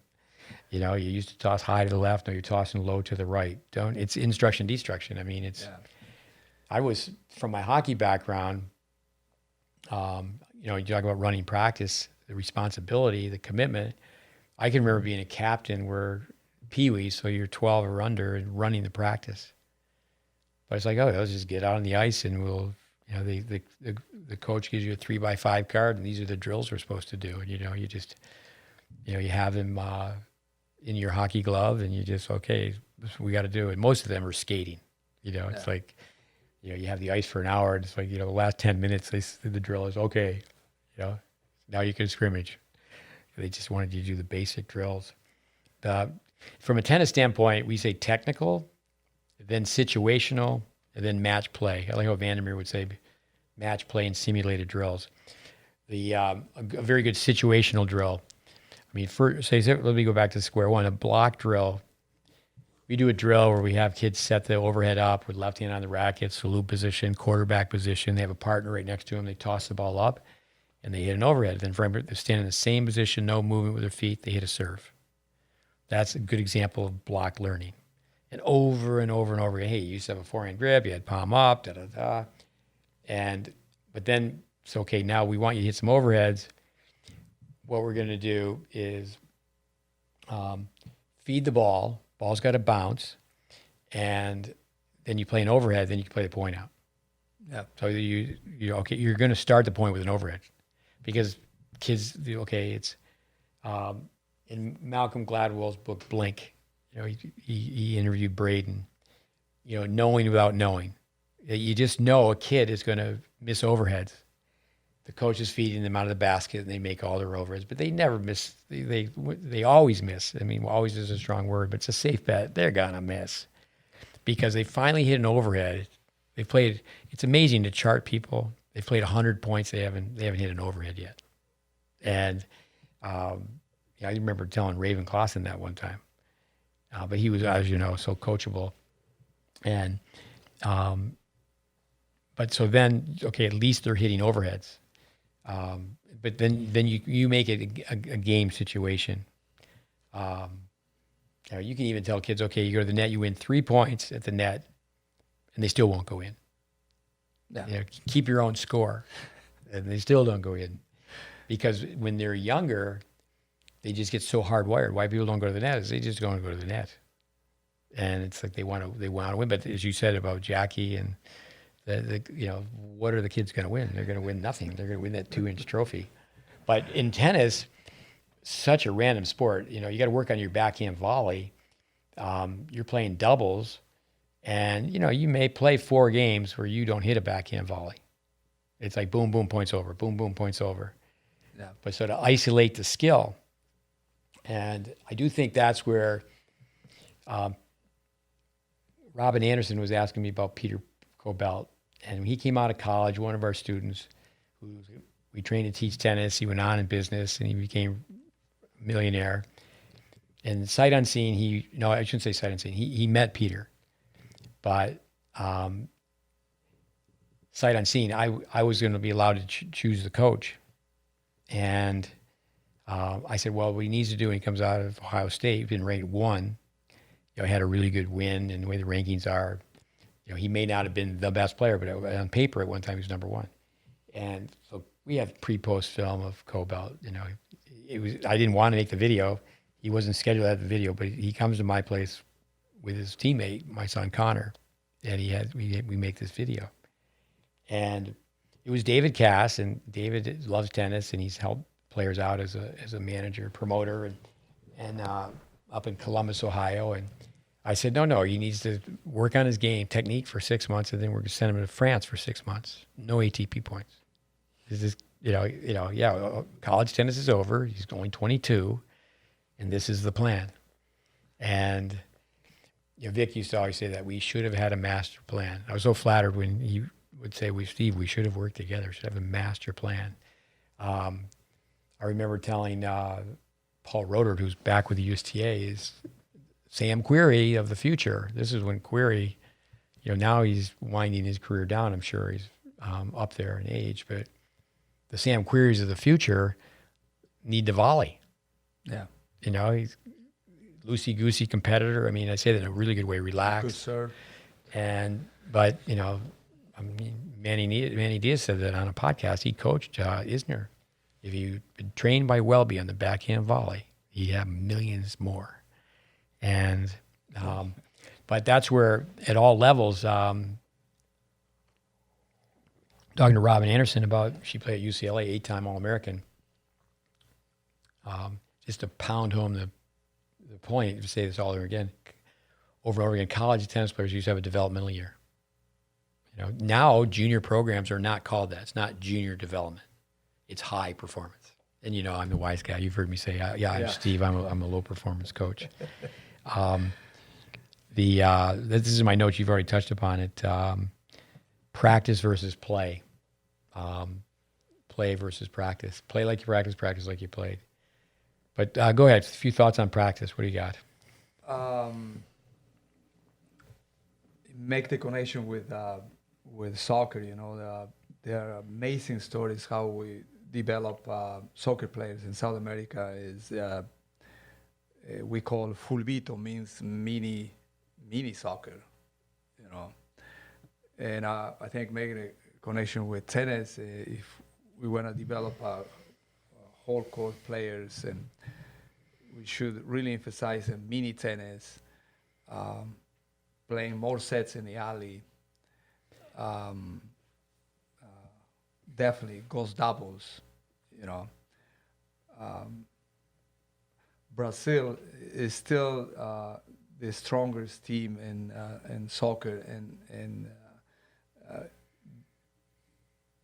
if you are under 14, you don't play in the whole field. You still play in a small space, you know, a small mini soccer or fulbito. You know? Jonathan Scopiro from Brazil. We worked with him, and you went to Florida State. And share with the listeners what you told me about Brazil. You remember, Steve?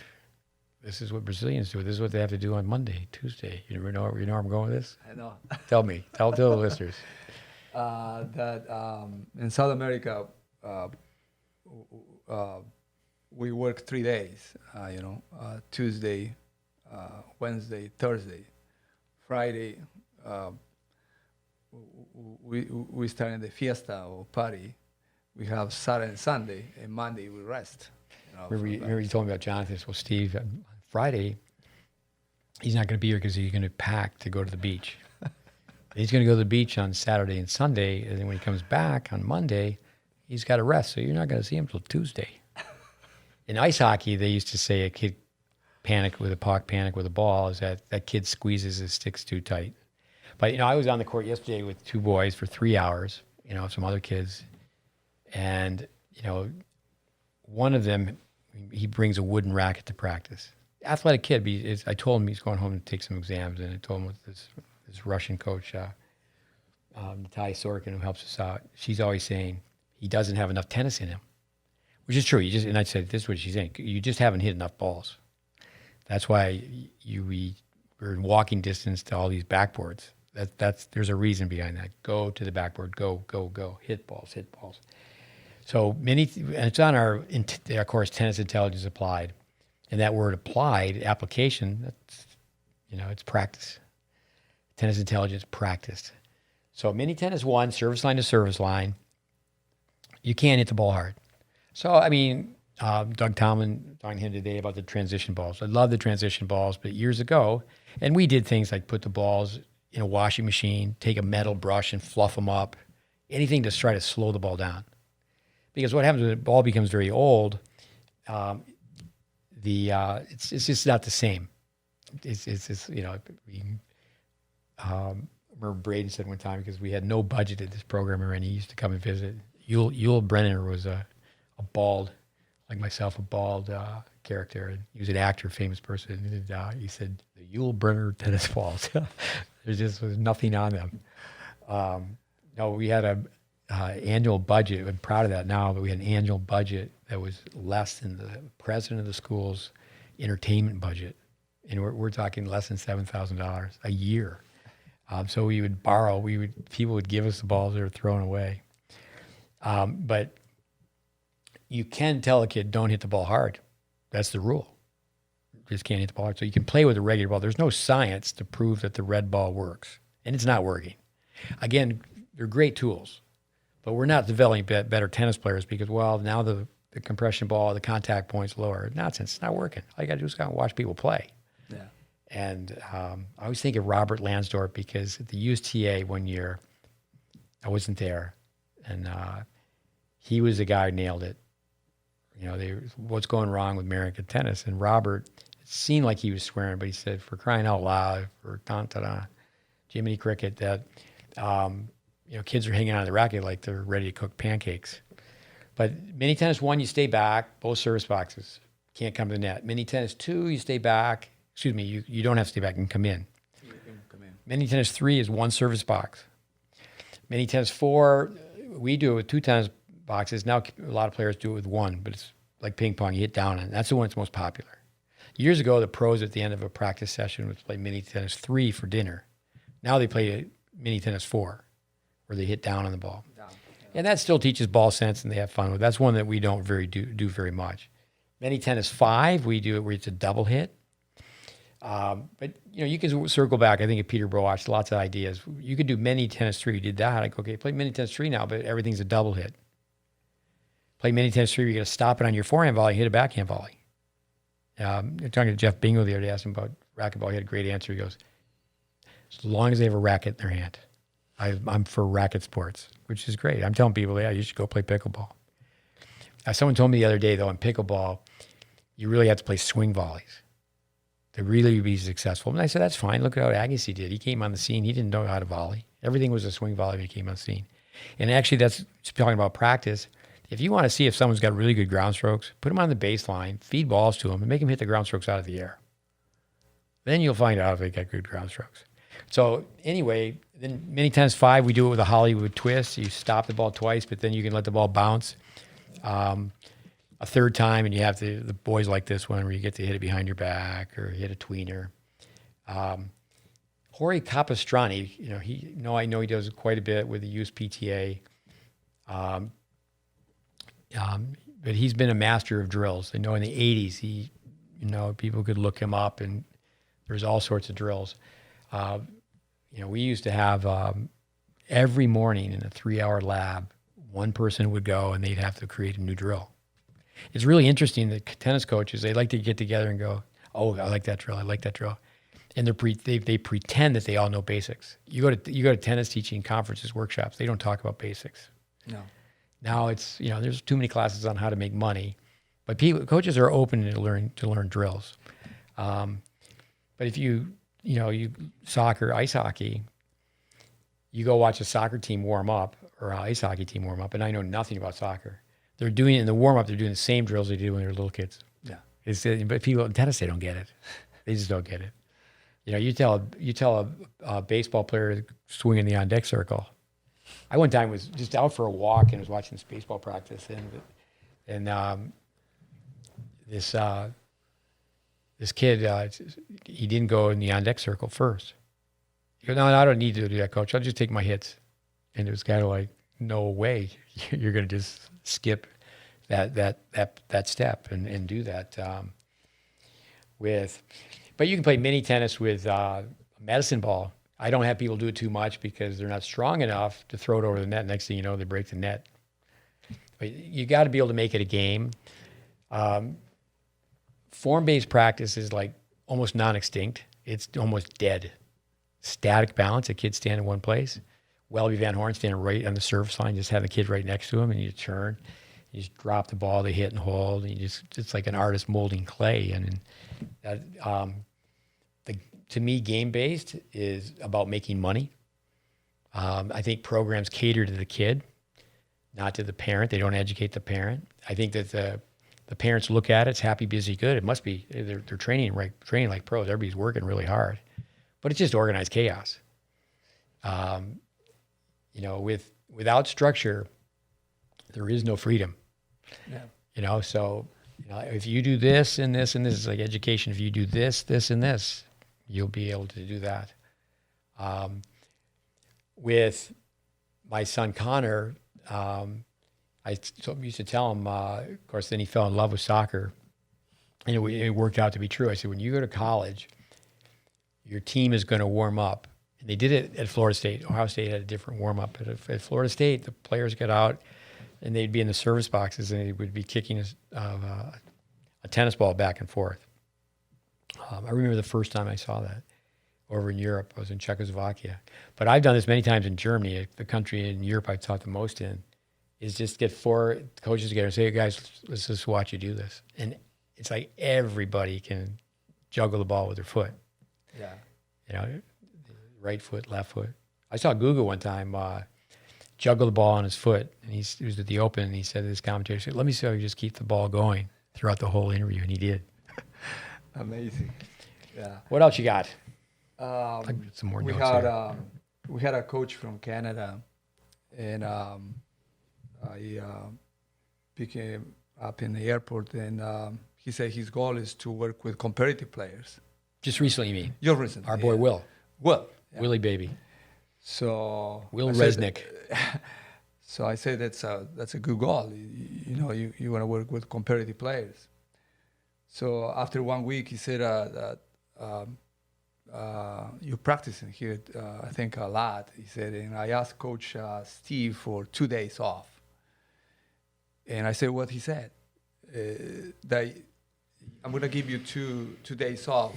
Your first day is when you sleep until 7. The next day is until you sleep 7:10. 7:10. I was asked by a visiting coach, our singing intern, Fergus O'Rourke, sent us a young man, and he sent me a text. Could you send me a plan on how to develop advanced players? And I said, well, why don't you just come back and I'll talk to you again. I mean, we have 5 courses online. We have over 5,000 pages on GreatBase Tennis Facebook, and it's not quote unquote Steve Smith stuff. I mean, it's history. It's a lot of homework. But how you work with advanced players is you teach basics. Yeah. It's like Mark Walpole and Kim Whitberg. They both basically said, you don't teach footwork.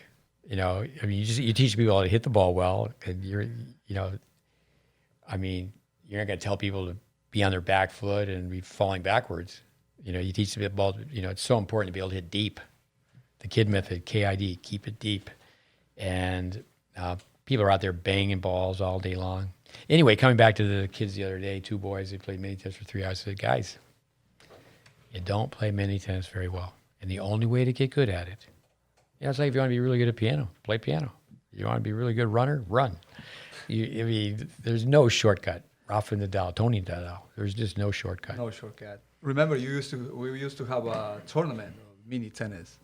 Yeah, that was Raven, Rival Hart, everybody into. Yeah, Thomas Olshed, great guy. I remember reprimanding Thomas, the Swede. You used to call him the damn Swede. Back in the 80s, when the Swedes had seriously 6 players in the top 10, he was in our tennis tech program, and he. My glasses are crooked here. I still can see though.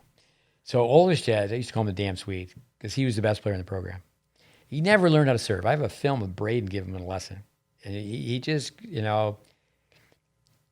just never conquered the serve. But kids would be doing the snow ski exercise in the alley, where they're so the genetics comes into it. So he's outside the single side line, outside the doubles line. He's just big guy. I think he's 6'4", and but it's so much fun to play mini tennis and not hit the ball hard. The double hits is very good. Yeah. We were talking to a dad this morning with, I show up and he's banging balls with his daughter.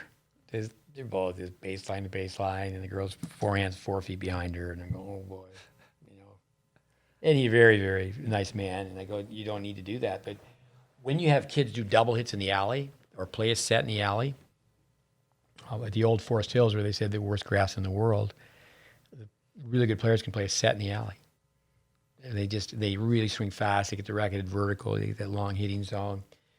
But when you have people point down the line, point cross court, 19.1 degrees, all the building blocks. So if you don't understand that, 19.1 degrees, it's guesswork. Yeah. It's just guesswork. Braden, that his work is irrelevant today. Are you kidding me? And then why don't you drive your car and not wear a seatbelt? I mean, it's all physics. I mean, come on, you wear your seatbelt, don't you? So Vic Braden's not irrelevant. His work, But, so down the line is not a very good term. You could say, up the line, but that's still not, it's better, but it's not that good. Cole Reeves, who we spoke to, he's always saying that to me. I heard you once say, and you always make the mistake, go down the line. You really should think off center and center. But the alley is like a sidewalk. So when people watch us have kids drop hit a ball in the alley, they simply don't understand. Oh, it's too mechanical, it's too stiff, it's too old school. And come back to Andy Fitzell, I would like to watch your students hit the ball. And, that's where in our business, that's just the problem. It's a business. It's not a sport. In our business of recruiting is anyone really coaching someone that they taught? People come down here to Florida and they flood into these academies. Oh, this is a really good academy. Why is it a really good academy? They have clay courts. They have a fitness coach. They have a mental performance expert. And they're on clay. They work really hard. But they come out the same player they went in. They had no forehand when they went in, and they came out. They were there 2 years. And actually, if people make a study of that it's amazing the turnover from one academy to the next. It's like people are looking for the Holy Grail. And it's the oldest trick in the book. I think some insiders have realized that it's the anti-academy, it's the pre-academy. And Nick, you got to give him credit. He's in the Hall of Fame for setting up an environment. He's not in there as an educator. And he went bankrupt many, many times. But, hats off to Nick Valtieri is that he, competition or success breeds success. You get people like, you're good, I'm good, okay. You go to breakfast, you look to your left, you look to your right, and you're playing somebody who can beat you. It's kind of like at med school. They used to say that, you start med school, you look to your left, look to your right, only one's going to make it. And what do they call you when you get out? They call you doctor. The school of hard knocks. But if they're giving you what you want, you're in the wrong place. Parents, if your kid comes home and they love practice, that means it was a lousy practice. But that's Peter Burwash, the personality of the pro. Yeah, okay, you've got to find ways to bring fun into it. The 3 E's of tennis: exercise, education, enjoyment. You got to camouflage education. But you can make drop hitting, as you said, a set. Yeah. You can make it where you move up, move down. It's kind of like, I like the spider drill: move up, move down. Mm-hmm. So you can bring competition into it. I like to have people sit down, rainy day, and say, okay, let's have a competition. I'm going to ask fact-based questions. And then you just look at someone and go, you don't know this information, so I can't even have a conversation with you. Like in soccer, I'm sure I always use the American football. I don't really make time to watch football. I do at the end, it comes down to the NCAA finals, the Super Bowl.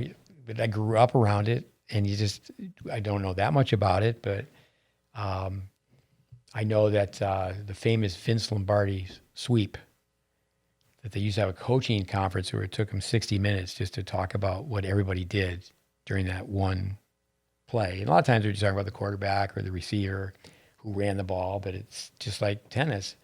Just like I came back to earlier with, you've got to read the situation first. You've got to plan, you got to do. You have to spend a lot of time on technique, but then you do have to, right away we have people play mini tennis. Vandermeer was a genius at that, where he put one tennis ball out and two people would be rallying over one tennis ball. He used trickery. Next thing you know, over two tennis balls. Next thing you know, they're rallying over the net. But Chris Clore, again, reinforcing messages. Now with the modern rackets, people are just trying to launch missiles. It's like, these people can't play tennis. Yeah. Jack Kramer, he came by to watch some juniors play. He left in 5 minutes. He said, you guys are terrible. I heard a story about Michael Chang, who was 6th in the world, I believe. And he didn't come to the net that much, but he was working with Stevie Johnson and Sam Querrey. These guys are world-class tennis players. They've made millions playing the game. I mean, if someone makes, like, say, $10,000 playing tennis, that means they're really good. It's hard to make money in tennis. So these guys are millionaires. They're really good. But, Chang calls them in and goes, I'm a baseliner, and I came to the net a lot more than you guys. What are you guys doing? And just banging balls. It'd be the equivalent. I think that's where it was soccer. It'd be like everybody's trying to score goals from the other end. We're not going to pass pass back and forth anymore. We're just going to start kicking from here, trying to hit winners from behind the baseline. We're going to try to score goals in soccer from 70 yards out. What else you got here? Practicing, favorite drills. I mean, it's practice. The drills we just mentioned. We taught tennis in Tampa for many years, and no program, I would say, in Florida. We developed 3 players, Connor Smith, Riley Hart, Austin Cratcher. They were members of the U.S. Davis Cup. yeah. I don't think Practice members. Practice members. I think Krajicek could still get in there. Talked to him about being on the podcast. Krajicek, the son, I sent him a lot of places, where it was a challenge. Rob would call me up. He played 25 futures before he went to college. Just think about all the sacrifice. I mean, he was a scholarship player at Voltaires, but the family just it's a lot of blood, sweat, and tears to get a tennis kid from A to B, and places he would go, he would be the first guy there. He put the hours in, and of course the Bryan brothers stayed a long time. Connor was asked to be in the Irish Davis Cup team, but he turned that down. He would have been a playing member at that time. When he was ranked 200, he was higher than anybody in Ireland. But I always tell people we must have been doing something wrong, because the 3 of them, they didn't get to be a playing member. Yeah. But who else in that area could say that? Although famous player Jim Courier, he's from that area. I got it wrong perhaps one time on a podcast. Dade City, Plant City. We used to do clinics because we would donate clinic time to his fundraiser. Uh-huh. And I think, was it Connor or Krajicek? I think it was Krajicek who played him when he was the coach. Hey, let's go play a set. With Connor with Jack Sock. Go back on a tangent, but as always, Connor has set point because Sock leaves. It's on grass. And Connor's one time, he's in an overhead, and he's like this waiting for the overhead, and Sock rips a ball and hits him right in the Adam's apple. And Sock's a big boy, but Connor was ready to jump the net, and Courier comes out. And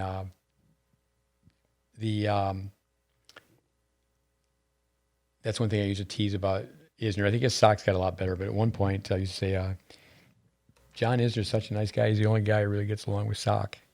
But Sock was another tangent. He's so confident. He wins Kalamazoo, and he rocks up to the U.S. Open. He's going to play in the main draw, and he goes right up to Roger like Roger knows who he is, and says, "Hey, I know you're not playing doubles. Why don't you not play doubles?"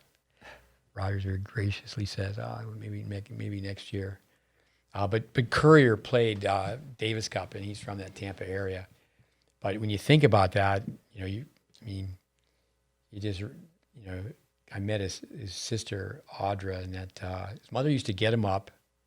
He had an 8 o'clock match. His mother would get him up early. And again, this is secondhand, so I heard this story, the power of story, that she would get him up. He had an 8 o'clock match, get him up at 4.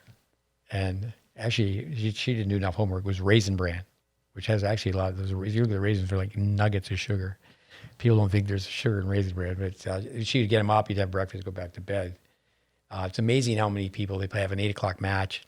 They don't hydrate the night before, and they get up at the normal time and go out. You got to go to bed early. You got an 8 o'clock match. It's like, okay, you got to go to bed really early. You got to hydrate, and you got to get up, and you got to have a real proper warm up before that 8 o'clock match. And you're at the Battle of Boca, this tournament that people go to, is that people show up for those 8 o'clock matches. They show up at 5 minutes of, and this is high level. This is high level. It's it's not high level. But Courier, with Welby Van Horn, Nick Bollettieri, they both were on the same island, Puerto Rico, for a long time. And Nick never taught juniors. I shouldn't say never. He taught Brian Godfrey. He taught tennis. But he wasn't known, and he got into adult tennis when tennis started to boom.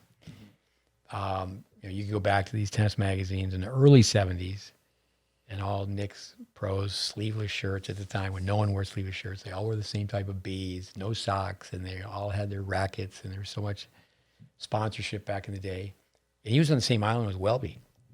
And, Welby was the go-to guy. First of all, early in his career, taught Charlie Pastorelli, became number one in the U.S.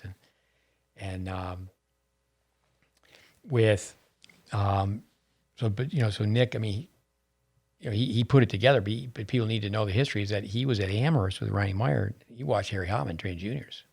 It's like, where did this all come from? What's your background? And so I wrote a letter because, stand up for Welby Van Horn is, Nick was quoted saying, I never understood the Welby Van Horn classical stuff. And you really shouldn't call it classical, conventional, traditional. It's just efficient. It's just effective. And, when you start studying tennis, biomechanically, the pros are 95% the same at the impact point. And I just wrote and said, could you imagine if Welby Van Horn was in charge of the instruction at the Nick Bollettieri Tennis Academy? And you just think, okay. Sampras did a little bit of training there, but, just a guy who can serve, a guy who can volley, and Anacone was like a throwback where he was the only person at one point going to the net coming off the Bollettieri courts. It was Agassi, and before that it was Jimmy Arias and Krickstein. I think I would guess Arias was first, just maybe months after Krickstein, and it was just forehand. Jimmy Arias became 4 in the world, and he teases Nick about, hey, you didn't teach me a backhand grip. Yeah. But, we did get, have three kids be on the Davis Cup squad for the U.S. But Courier, a little bit underneath on the forehand volley, not composite. His backhand, when Andy Roddick, who takes the racket low and outside in, was introduced in the Hall of Fame, he had Courier sitting behind him. He goes, I feel like I might be the worst person. Very good speaker. I might be the worst person ever inducted to the Hall of Fame, but I feel okay because Jim Courier is sitting behind me and his backhand was as crappy as mine. You're just honest. No, but people need to listen where Andy Roddick has been quoted saying, I don't think I ever hit topspin on my backhand. But let's come back to practice, is that the outliers is today watching the 70s. A Texan, Jimmy Roberts, he's got to be 80 years old, and he just keeps playing for those gold balls. I was watching him play the other day. These guys are gamers. These guys got character. They're still, and you can see where pickleball is popular because these 70-year-olds have to work so hard to get to a tennis ball. It's doubles is better, but they're out there playing singles with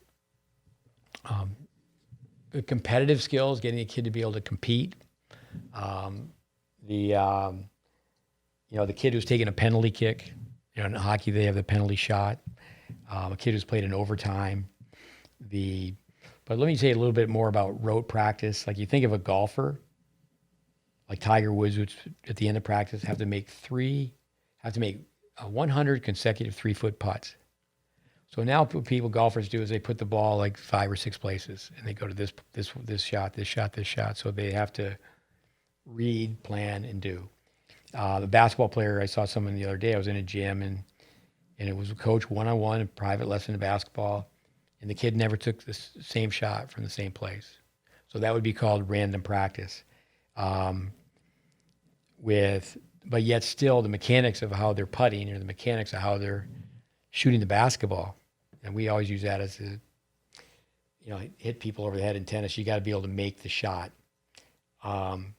Is there retention for learning? There is going to be a build-up, breakdown process. I think this is important to say, come back, I touched upon it in the beginning, is we do a lot of block learning. That's another name for rote, donkey work. It's like, we're doing the same thing over and over and over again. And you think, no, You flew here on Sunday, Monday, we filmed you, Yeah. and now this is only 2 days later. You told us that you wanted to play college tennis, and we did the math, and we said, okay, that's 1,158 days away or whatever. So it's not really an ego thing to do what's called people look at block training and they think, oh, that's old school training. It's not the coach being controlling. Maybe certainly in some situation it is. Okay, I won a high school state championship playing this way, and this is the way we're going to do it. Yeah. But it does become very difficult. In some ways, it'd be very good to go back to squad training. In other words, okay, you players are compatible from a fitness standpoint, competitive standpoint. You're going to train together. And a lot of times, college coaches will do that. A lot of times players don't understand that, is that, maybe it's a college team where they don't have an abundance of indoor courts, and 1 through 4, the best 4 players on the first 4 court. The next 5 through 8, they're on the next court. And then 9 through 12, they're on the last court. And say the number 12 player gets to play the number 1 player, and they get beat pretty badly. They think, well, I'll play him next week.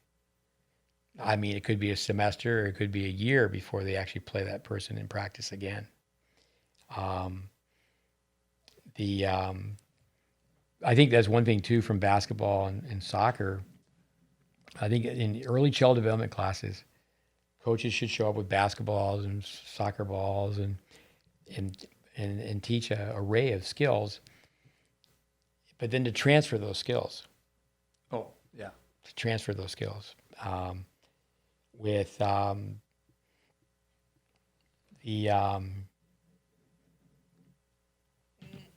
just think that, we could go on and on with drills, but we could talk a little bit about improvement. Do you see improvement? No. It's like watching grass grow. Improvement? No. It's like watching grass grow. There's another line we use, watching it paint dry. It's like I'm sitting here, I'm watching the paint dry. Improvement takes place in stages. And it's going to be a little bit of a roller coaster. You don't want the kid emotionally be on a roller coaster, but there's going to be peaks and valleys. And it's not just instant success. That just doesn't exist. So the retention, do they know what they're supposed to do? Can they show you what they're supposed to do?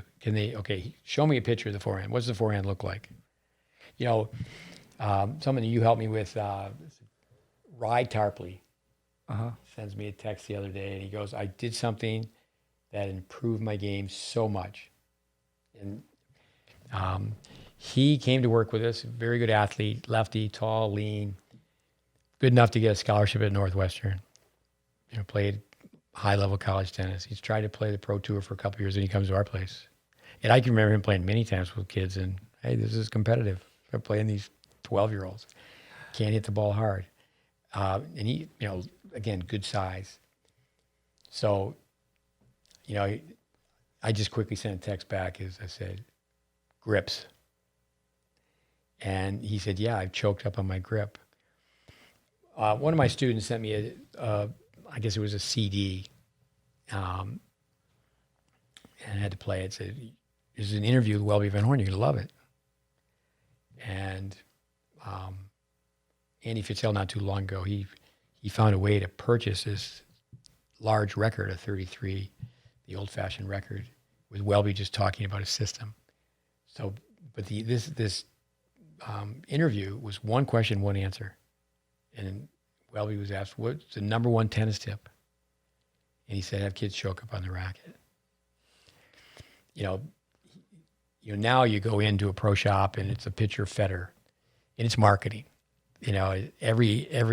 Basically every inch your kid grows, he's got to buy a new racket. They've got a 17 or maybe 15, 17. They are fair enough, and they just go, I guess they go up in 2-inch increments. They don't ever, it's not 1 inch. But it used to be, you just take a racket and you cut it off the wood. You just cut off, and you just give a short racket. Cut off the handle of a wooden racket. But Welby used to take a rubber band and just put it up. Baseball players say, choke up on the bat. Kid doesn't, I can't bat. Just choke up on the bat.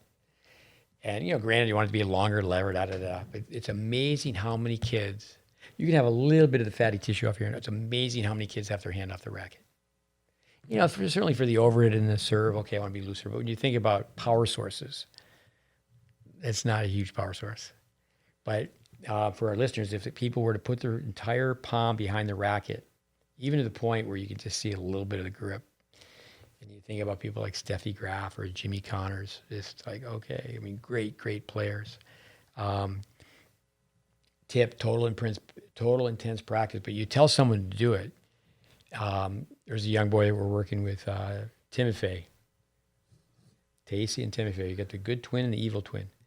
And I have no problem. We'll tell him every time. And then when it comes down to practice, I say, okay, tell you what, we have you playing a little mini tennis. You're having some fun, but I don't like your grip. Go to the backboard. And then you go to the backboard and go, well, I don't like how you're hitting against the backboard. And you just say, okay, now you can drop hit against the backboard. And you go, oh, you're not drop hitting against the backboard. Okay, let's go back to the cone. It's all good for him anyway, but it's like, no, you want to do this. In team sports, say in soccer or ice hockey, basketball, you want to scrimmage. That's a big thing in basketball. Can we scrimmage, coach? Can we scrimmage? Like they never let you scrimmage. Well, what else you got on practice? We can wind this thing down here. One time, Big Braden was asked if he can pick one mistake the players make. He said that in any level, players don't get the racket enough below the ball. Yeah. So I think the mini tennis swinging down is amazing for that, With Braden saying that, getting the racket below the ball, towards the end of his life, he said that he thought the biggest thing was to let the other person know they're going to lose, because he used around a lot of brain research. Yeah. And the person that starts making a different decision, or you start using a different part of the brain. Mm-hmm. And it's the expression we used to use years ago, he got in his head. You get in the other person's head. And so the gamemanship can definitely come into it. But for sure, people don't get below the ball. I think that's one thing, too, for the listeners is that if someone's ranked 200 in the world and someone's 20 in the world, one of the reasons is, or the number one reason is if you're 20, you don't get the racket below the ball. At one time, there was some research done where, like, even Madison Keys was hitting the ball harder than Andy Murray off the forehand. Or at the challenger level, they were hitting the ball harder than they were at the ATP level. Like, of course, that's why they're at the challenger level.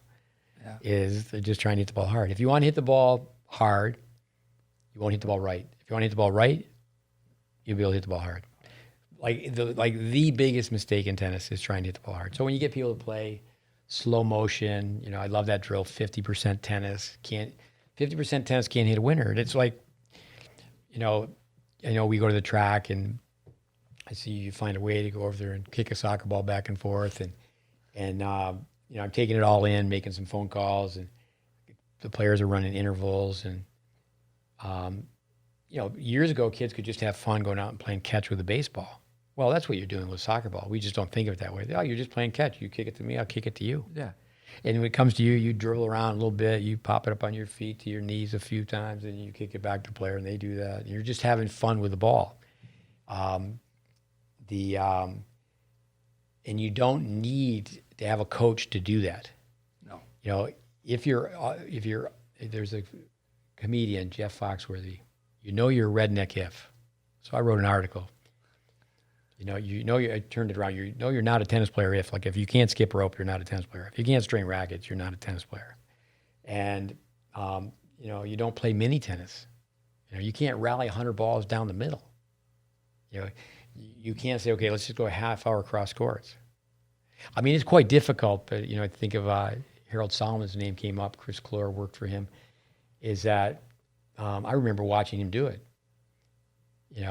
Half hour. He's going down the line as two people on the other side are going cross court. Vilas, go back. I mean, just on and on with. Vilas used to practice against the wind, right on the ocean, hitting against two women. And just to get stronger, the wind, and just lifting. And I think players today, the young kids, they go back and they look at YouTube clips, and it is true. It's almost twice as, the game years ago was almost twice as slow. But the skill level was there. Yeah. The skill level was there. Then we go through tennis history and say, okay, let me prove the point to you. and Rosewall in 54 and Connors in 74. And it's like, you go Connors all the way almost out to 94, two players, 40 years. The skill level was there. Players are staying close to the baseline. Newcomb, I picked this up when I went to his tennis camp years ago. Play a set where you're inside the baseline. I talked to Matt Clore the other day. He's working with Ashton Kruger, who was brought up by Dave Anderson. He goes, she just got a little bit sloppy the last couple of years and playing too far beyond the baseline. Is play a set where you have to stay inside the baseline. I mean, you're just hitting the ball on the rise. If you use film, it's amazing. We just had those two boys here from Montreal, great kids, passionate, love the game. You're working with them, when you show some film and go, hey guys, let's look at this. They're still hitting the ball at shoulder level. People still, when they're 18, they think they're still playing the way they played when they were 12. A brain is just so powerful. Definitely, yeah. And it's like, no, I am bounce hit. I am playing this ball on the rise. And if you use video all the time, I'd like to think that you and I would look at film all the time. We're outliers when it comes to film. Here's something I want to say is that random is like a game. Random is a game. Technique is not. It is a skill's not just technical. Playing sets. Coming back to here in this area where I think we need to find a way to do that where kids just get a permit and then they go play. But the thing is when they play sets, that's free. I mean, if you could just call people up and just go play. Yeah. And then it's like, well, if we have a second practice and they come out, it really shouldn't be that way. It's too expensive. We're going to 2 practices a day. This is a problem. I want to get Paul McDonald on the podcast where he's a bright guy, and he would know because he's been in Chicago for so long. And do kids on a tennis team all year long play sets against each other? And I'm pretty sure he's going to say no, absolutely not. So say, for example, there's 2 really good girls on a tennis team. They're on the tennis team. Maybe they both are freshmen their first year, and they should be playing a set a day. Yeah. We talked about Trinity, Brian Gottfried and Dick Stockton. They're roommates. They play a set a day. And, both end up being top 10 in the world. People don't play enough sets. All those years that you and I would have people play soccer. We would have the meeting afterwards, and I would, good cop Roberto, who's the MVP? Yeah. Who was the laziest? Who's a ball hog? I'd ask all these hockey questions, and you would just deadpan it. Yeah. But the pickup sports, I mean, it's actually too structured. It's too structured. I know parents are concerned where their kids are, but at the same time, I do think that most practices are too random. They don't do the donkey work. They don't do the rote work. Yeah. And you meet these kids and they're 15 years old, and I mean, they have zero chance to play high quality doubles, for sure. So it's like, well, then you're only half a tennis player. If you can't play singles and doubles, you're only half a tennis player. And you want to play college tennis, what do they play first? A lot of people want to play college tennis. They've never seen a college tennis match. Yeah. Go ahead, Roberto. I think you just mentioned again Villas and the history. Go to history. There's many stories like Villas. Develop players on the wall, and going to American tennis. USTA built a beautiful facility in Orlando. With no walls. So they have one now. I'd like to think that maybe, there's so many people that are taking shots at the USTA, but they have one now. But they built it without a track. They have a couple of running lanes. Yeah. They built it without a sand pit. What they could have done is had a wall on one side and a sand pit on the other side. But it's very, very nice. But 100 tennis courts. They should have 50 walls. That's another whole thing where we had Javier Palenque from Bolivia. He's been in the States for years now, and he's very, very critical of the USTA. I tell people, you want to be critical of the USPTA or PTR, is join the USPTA PTR. I mean, to avoid criticism, say nothing, do nothing, be nothing. You and I, we certainly in Tampa, how many people criticized what we were doing? But the money could have been spent differently. To have 100 courts in one place. I do think that they do an excellent job with events. But if you're a kid growing up in Seattle, that's a long ways away from Orlando. Yeah. And education. With Dave Anderson, say it again and again. These people listening to these podcasts, thank you for listening. But Back to the Future. I mean, with Braden, the tennis court's still 19.1 degrees wide. The ball's still in the string 3 to 6 milliseconds. I mean, the thing with Gideon Ariel, that was fascinating, how much he influenced Vic. Like, where do the forces come from? And our sport's in trouble. I mean, I'm not a business person, but it's in trouble financially in this country. I don't think it's fair that pickleball is invading. My English is invading tennis. It's taking over tennis courts. But racquetball became an official sport in '68. I don't know if pickleball is going to go that way. Where racquetball faded. Squash didn't really make it big in this country. Back in the day, there was 2 balls. Mm-hmm. There was 2 surfaces as far as dimensions. There was the North American. Now it's all international. But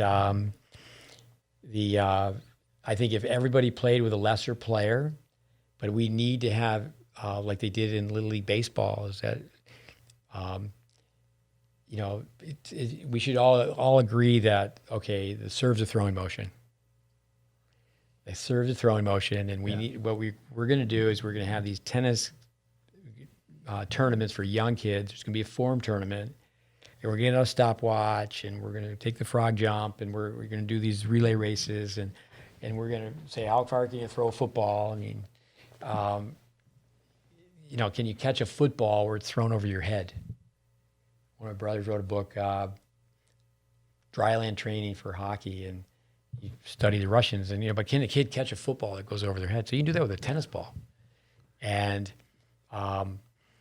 Bill Cosby, I don't talk too much about Bill Cosby anymore, but trying to throw a kid, his line was, trying to teach a kid how to throw a ball. The humor was, can you pick it up first? And no, I mean, it's not to beat up the youth of America, and I think it's certainly in other countries. But you start tossing balls to kids, they can't catch it. Yeah. And I mean, I was mediocre, but it's like, I didn't play baseball, but I could play baseball. If someone's gonna hit a pop fly, I could catch it. I used to bat left-handed, right-handed. I'd look like I could bat, but I could never bat. I never batted. The kids who could bat were the ones that their dads took out. Yeah. A lot of us could definitely catch a ball. I could catch a ball because I loved to play goalie in street hockey, and you'd have a baseball glove. But no, favorite drills. Vic Braden's favorite drill is right at you. 2 players from the baseline feeding the ball right at each other. Uh-huh. And rat-a-tat-tat is what we call that. And, kids play doubles, and almost every time, it seems like I'm doom and gloom, almost every time the ball comes at them, they go like this to hit a forehand. They're playing doubles, and they're shifting their heads like every time. They got a palm-up serve. They're staying back. They're running east and west instead of going north and south. But no, I do think that embrace the boredom. You have to do a lot of the same drills. Yeah. It's not like, okay, we invented something here. It's like, okay, this is the new thing. I was telling Welby Van Horn's son, Colin Lee, came to visit. He followed, what I've been doing in tennis teaching. He knew that we had success with people winning junior college titles and such. And, so we worked for Welby. He was a soccer player from England, great guy, a little older than I am. And he shows up and he just couldn't believe it. He goes, "You're doing the same thing." Yeah. No, I mean, if you can't get set to hit a ball, you're not on balance. If you're on balance, you had a contact point at waist level.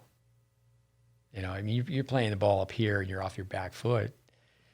If it might be okay if that's the way you land, that's how you're throwing a discus. But I think another one, maybe we haven't said that in this podcast so far, is analyze to anticipate. Yeah. Analyze means to study. And that's where you got to read the game. And, I think one thing you and I could talk about, parents, if they were to know the conversations that you and I have. I was telling someone just the other day is that it's almost sad where, okay, you want to raise an athlete and you were an athlete, you're probably better off to marry an athlete. Jockocracy, no. People are just trying to figure it out. What I know you tell people this much stronger than I do. You tell people, don't go home. How many times have you told parents, you don't need to have your child come home. You need to come and visit. That's it. Because when they go home, they just go right back to the womb. I mean, it's like, you're teaching these kids to, wipe peanut butter off a knife. Like that's a vacuum cleaner. This is how you clean a mirror. The parents of today, they do almost everything for their kids, but they don't know it. They come and they hang out with us. Just like, don't be offended, guys. I'm calling you a mama's boy. That's not because you're soft. It can be used that way, but I'm calling you a mama's boy because mama's done everything for you. Yeah. And then learn to communicate. You don't know how to use a washing machine. Why don't you ask the person next to you who you can? Don't FaceTime your mom and she's looking at the washing machine telling you how to do it. I mean, don't call mom. Call her up every day and don't let her ask you what's going on. You just call up your mother and say, Mom, I love you. And don't let her ask you what you had for lunch. I mean, years ago, you couldn't do that. Yeah. Let me say this about Roberto. I got to meet his mom, and she thought I could speak Spanish. She spoke to me in Spanish. What a great lady. The entire time. Go ahead, Roberto. We are talking about practice. We're thinking every day how to help the kids to get better, be competitive, and play high-level tennis. And we have an expression here saying that country clubs don't make players. Yeah, you can charge French fries. Although we have a player right now who's from the Brookhaven Country Club. I don't like to call it country club. I know Dave Anderson doesn't like to call it. He's been running that place for years. And they've produced maybe 500, close to it, college tennis players. The Canadian kids that were here, the Richmond Country Club. So, yeah, great players came out of a country club. You can't have the country club mentality. Yeah. One thing about random practice is it looks ugly. Like say, for example, speaking of the Brookhaven Country Club, they do a drill, they call it 3-zone. If you teach people to hit the ball well, it's a very good drill. It's an excellent drill. My son Connor spent a lot of time out there, and he could play a little bit of double. So the drill, everybody knows the drill. And this is one that pros use to show the parents when the kids show up. They're picking their kids up. There are the parents that sometimes never leave practice, but the parents that leave and come back. And so several courts are empty. They could have, too many kids on one court, empty courts next to it. Growing up in ice hockey, you don't want to waste ice time. People indoors will wait. You'll see these indoor courts. Like, why is everybody on one court? And they're having fun. So the end of the drill, 2 players on one side, and you're trying to take their spot. So they feed an approach shot. You win off the approach shot. You tag up to the baseline. Then they feed an approach foul. You win. They tag up the baseline. They feed a lob. You win. Then everybody runs. There's a college tennis team or two I've seen. They do that to warm up. I can say, okay, it's fun and da-da-da-da-da. But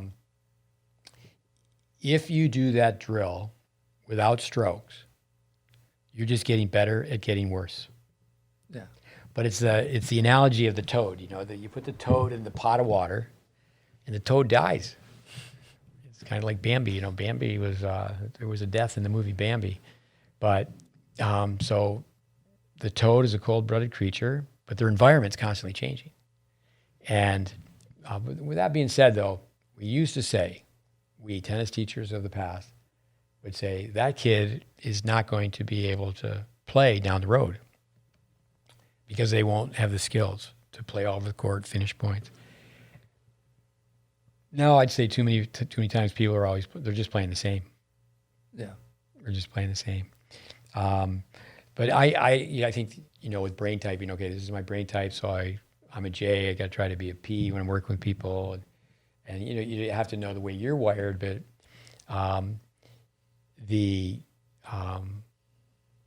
for myself, it's like, okay, we need to do more technical training. But the kids just should be told, if you don't have the grip, we're going to stop. Yeah. We do that. I mean, a great drill is scramble doubles. And, it's like, okay, let me take these 4 players or whatever number to make it work. And as soon as the point's over, you put another ball in play. As soon as the point's over, another ball in play. And you have somebody else be the scorekeeper because you have to be concerned for safety so no one trips on a ball. Yeah. And you find yourself to the middle, close.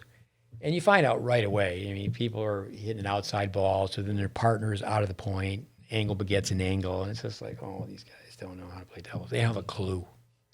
It's like Connor has been told he's a good doubles player, and he goes, not really. I just know where to stand.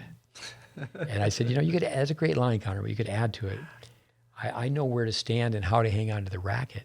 You can just tell in the ready position that the kid can't go forward. They're hanging on to the racket with a Western grip, and the racket face is pointing down, and they're not going to be ready to take the ball out of the air. Yeah. And, they're 14 years old. And, the one thing about college tennis is college coaches will recruit players that they know the kid's going to win at the bottom of the lineup. They don't tell the parents that. College coaches are forever saying, well, you had to play pros. And you say, well, how many people from this program have played the pros? But there's a lot of kids that they're warriors. They've played a lot of junior tennis. They're very good from the backcourt, and they play someplace high level, play bottom of the lineup, and they win. But if they go into college and they're a baseliner, they come out of college counterattacker. So to be able to add to your game with that term, training ugly. But I think that once people hear that, once they hear random practice in a podcast like this, they go, okay. Before we started, I talked to Brandon Flanagan, and we were talking about practice, and he said, and he was a young coach in Delray Beach, and because he was young and didn't have this pro playing background. I mean, he spent years with us. Yeah. But he at one time with young kids was going 3 weeks with no live ball, and then 1 week live ball, and then his formula was at the fourth week is when you play a tournament. Oh. So all these young kids, the fourth is a great formula. I go, yeah, that's going to work. Fourth week you play a tournament. So what our listeners, a live ball means is that there's people on the other side of the net. You put the ball in play. In pro tennis, it's called shagging the ball. 2 pros are just practicing. I think of shagging balls for Austin Kryjak and Jack Sock. Yeah. You just put the ball in play. You pick balls up so they can hit more balls. Maybe they're only given the court for 30 minutes. And it's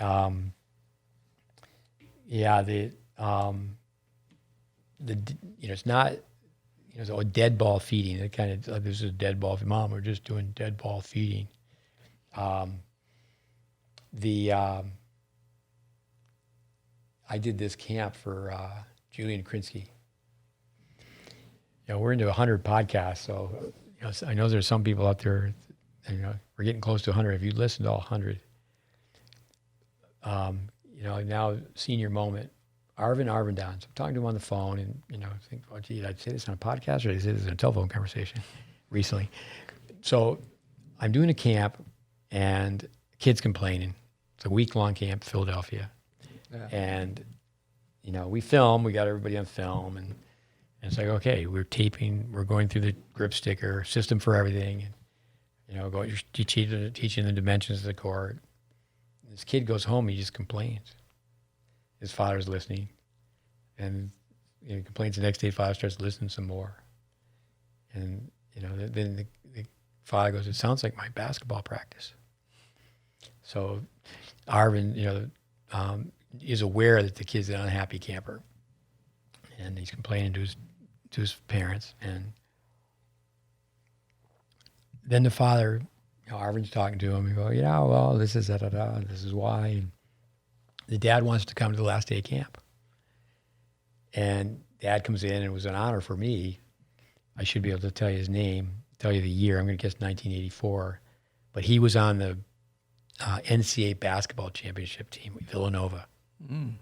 And, that's where when you watch the pros practice, and do you really watch them practice? You see them hitting at the U.S. Open, and they're just, those are not the practices that they have when they're at a tournament site.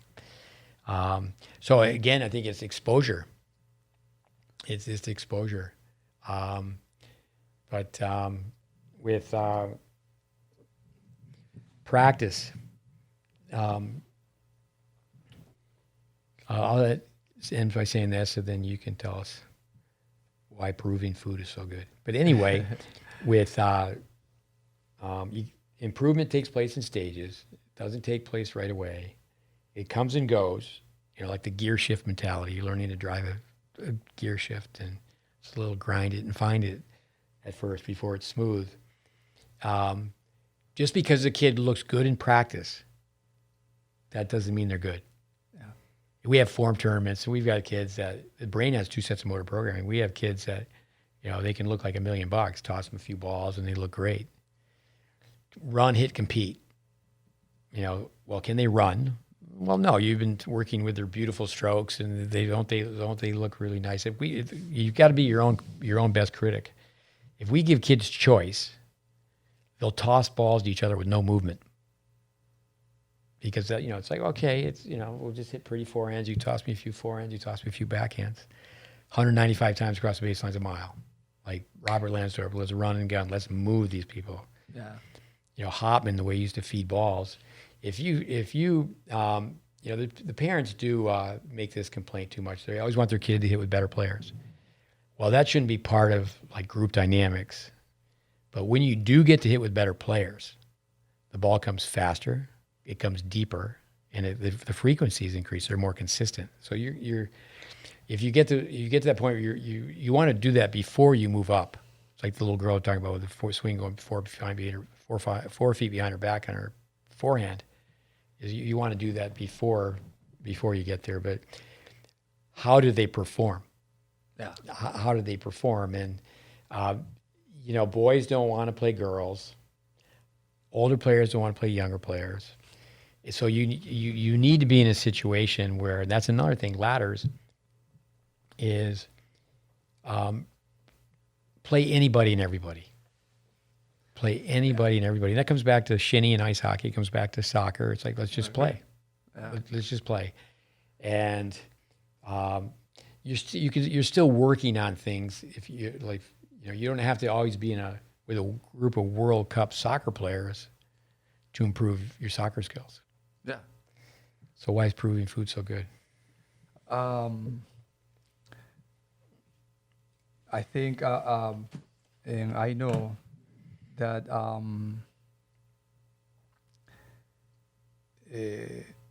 we all started in soccer as a mantequilla. And that's why Peruvian food's so good. I know. I know what this means. Is that you play soccer? So you got to tell this is great. Roberto has kids play soccer, and with the little kids, or the kids who are not very good at soccer, tell them. When the kid comes and I said, "Did you play soccer?" I said, "No, never." So you're gonna be mantequilla. Mantequilla. And what's that, coach? Is it? So you can be in both teams. Anyway, it's not gonna make any difference. What does mantequilla mean? Mantequilla is butter. Butter. So when you make a sandwich, it's in both sides, or the bread. Yeah, you told me that before. And so it can be both teams, and it's not gonna make any difference. And, yeah. With I think of shinny, that's where you're just on the ice, you're skating, you just get to touch the puck. How many times you get to touch the puck? I mean, that's a great thing about tennis. You know, you think about these guys playing the interior line in football. They, you know, if there's a fumble, maybe that year, that season, they got to touch the ball.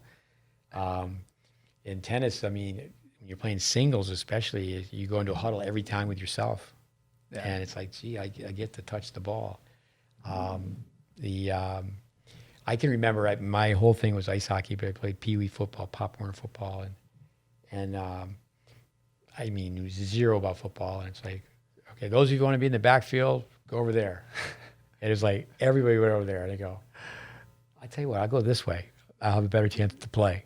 Yeah. And I was a wide receiver and defensive end. That's let you know it was pretty rinky dink. But it helps because practice. When you practice, we go to practice soccer, and they say, all right, you're going to be mantequilla. And the good thing is you become competitive. You're going to get out from being mantequilla. Oh, yeah. Yeah, you know, I want to be count. I want to be in the team, you know. And I think that's good. Yeah. Tennis players should think the same, you know. Every day in practice, you should be competitive, you know, because in practice you see it's frustration, it's sometimes no motivation, and if you are competitive, you know, the same is going to be when you play a tournament. So we all start as a mantequilla, but you don't want to stay as a mantequilla. You're going to move on. Actually, that reminds me where you and I worked, there was 28 courts, and at all times we had the backboards, 5 hard courts and 2 clay courts, at every moment of the day. Yeah. Which is, here in South Florida, that's pretty difficult to do. So we had 7 hard courts in the back. And for our listeners, what we would do is we'd have the very young kids, okay, you're going to move up, move down, you're in the back. And as you lose and you lose and you lose, then you feed into the technical courts. Yeah. And that worked like a charm.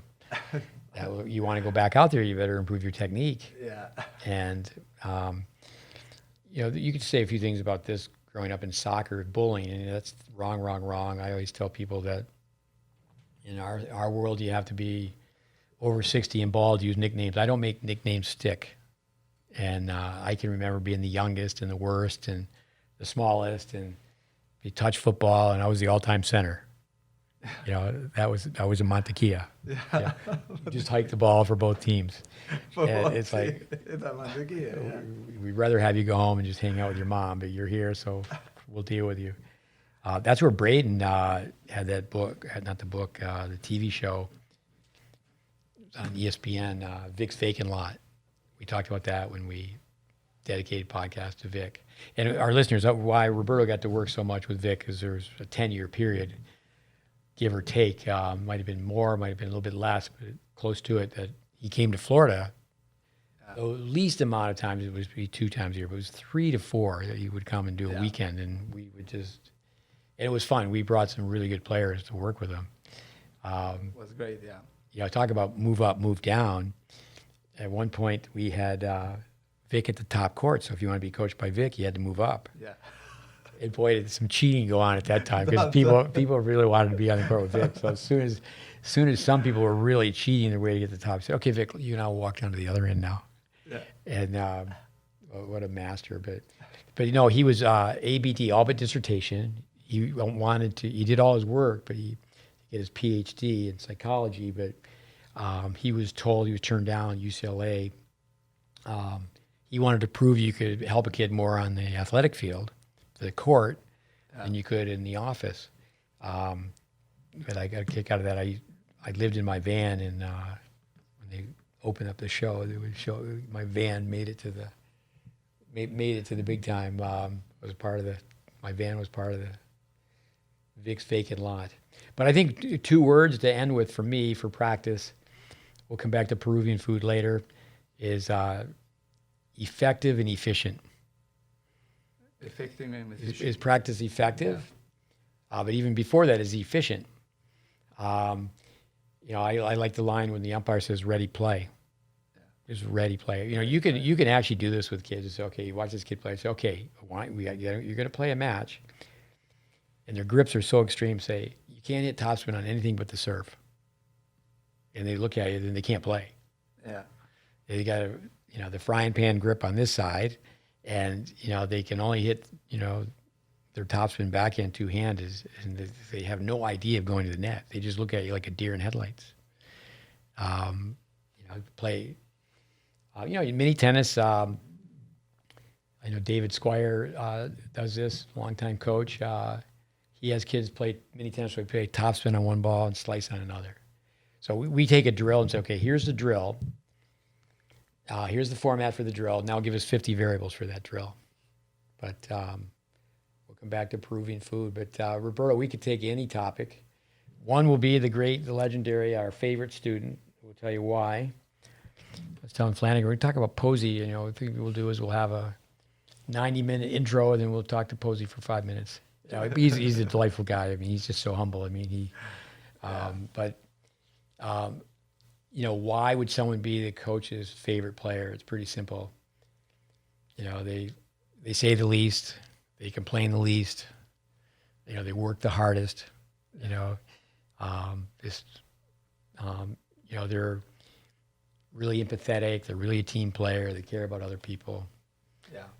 All those qualities from John Passy, yeah. Yeah, and that's really like Bear Bryant with recruiting. Is I'm not recruiting the players, I'm recruiting the parents. Yeah. I want to get in the living room. I want to see what those parents are like, and is the kid talking back to the mother and father, or are they rolling their eyes? And we have kids come from other countries. It's not to beat anybody here from the States, but I'm just going to say, for example, roll in a trash can, and then some people from other countries are like, no, you don't do that. We do that. It's just respect. Yeah. It's just respect. But love practice, respect practice. That's where it came to my mind to get Roberto on the line. It's been great to work with Roberto. Great to have you on the podcast. We'll do it again for sure. It's practice. It's my middle name. If you don't love practice, there's no chance. No chance. Steve, thank you. Thanks for the opportunity. I'm going to say something you may not understand. I say quite often. Adios, amigos. Adios, amigos. That's my Spanish. All right. Thanks for listening, listeners. Podcast number 91 in the books.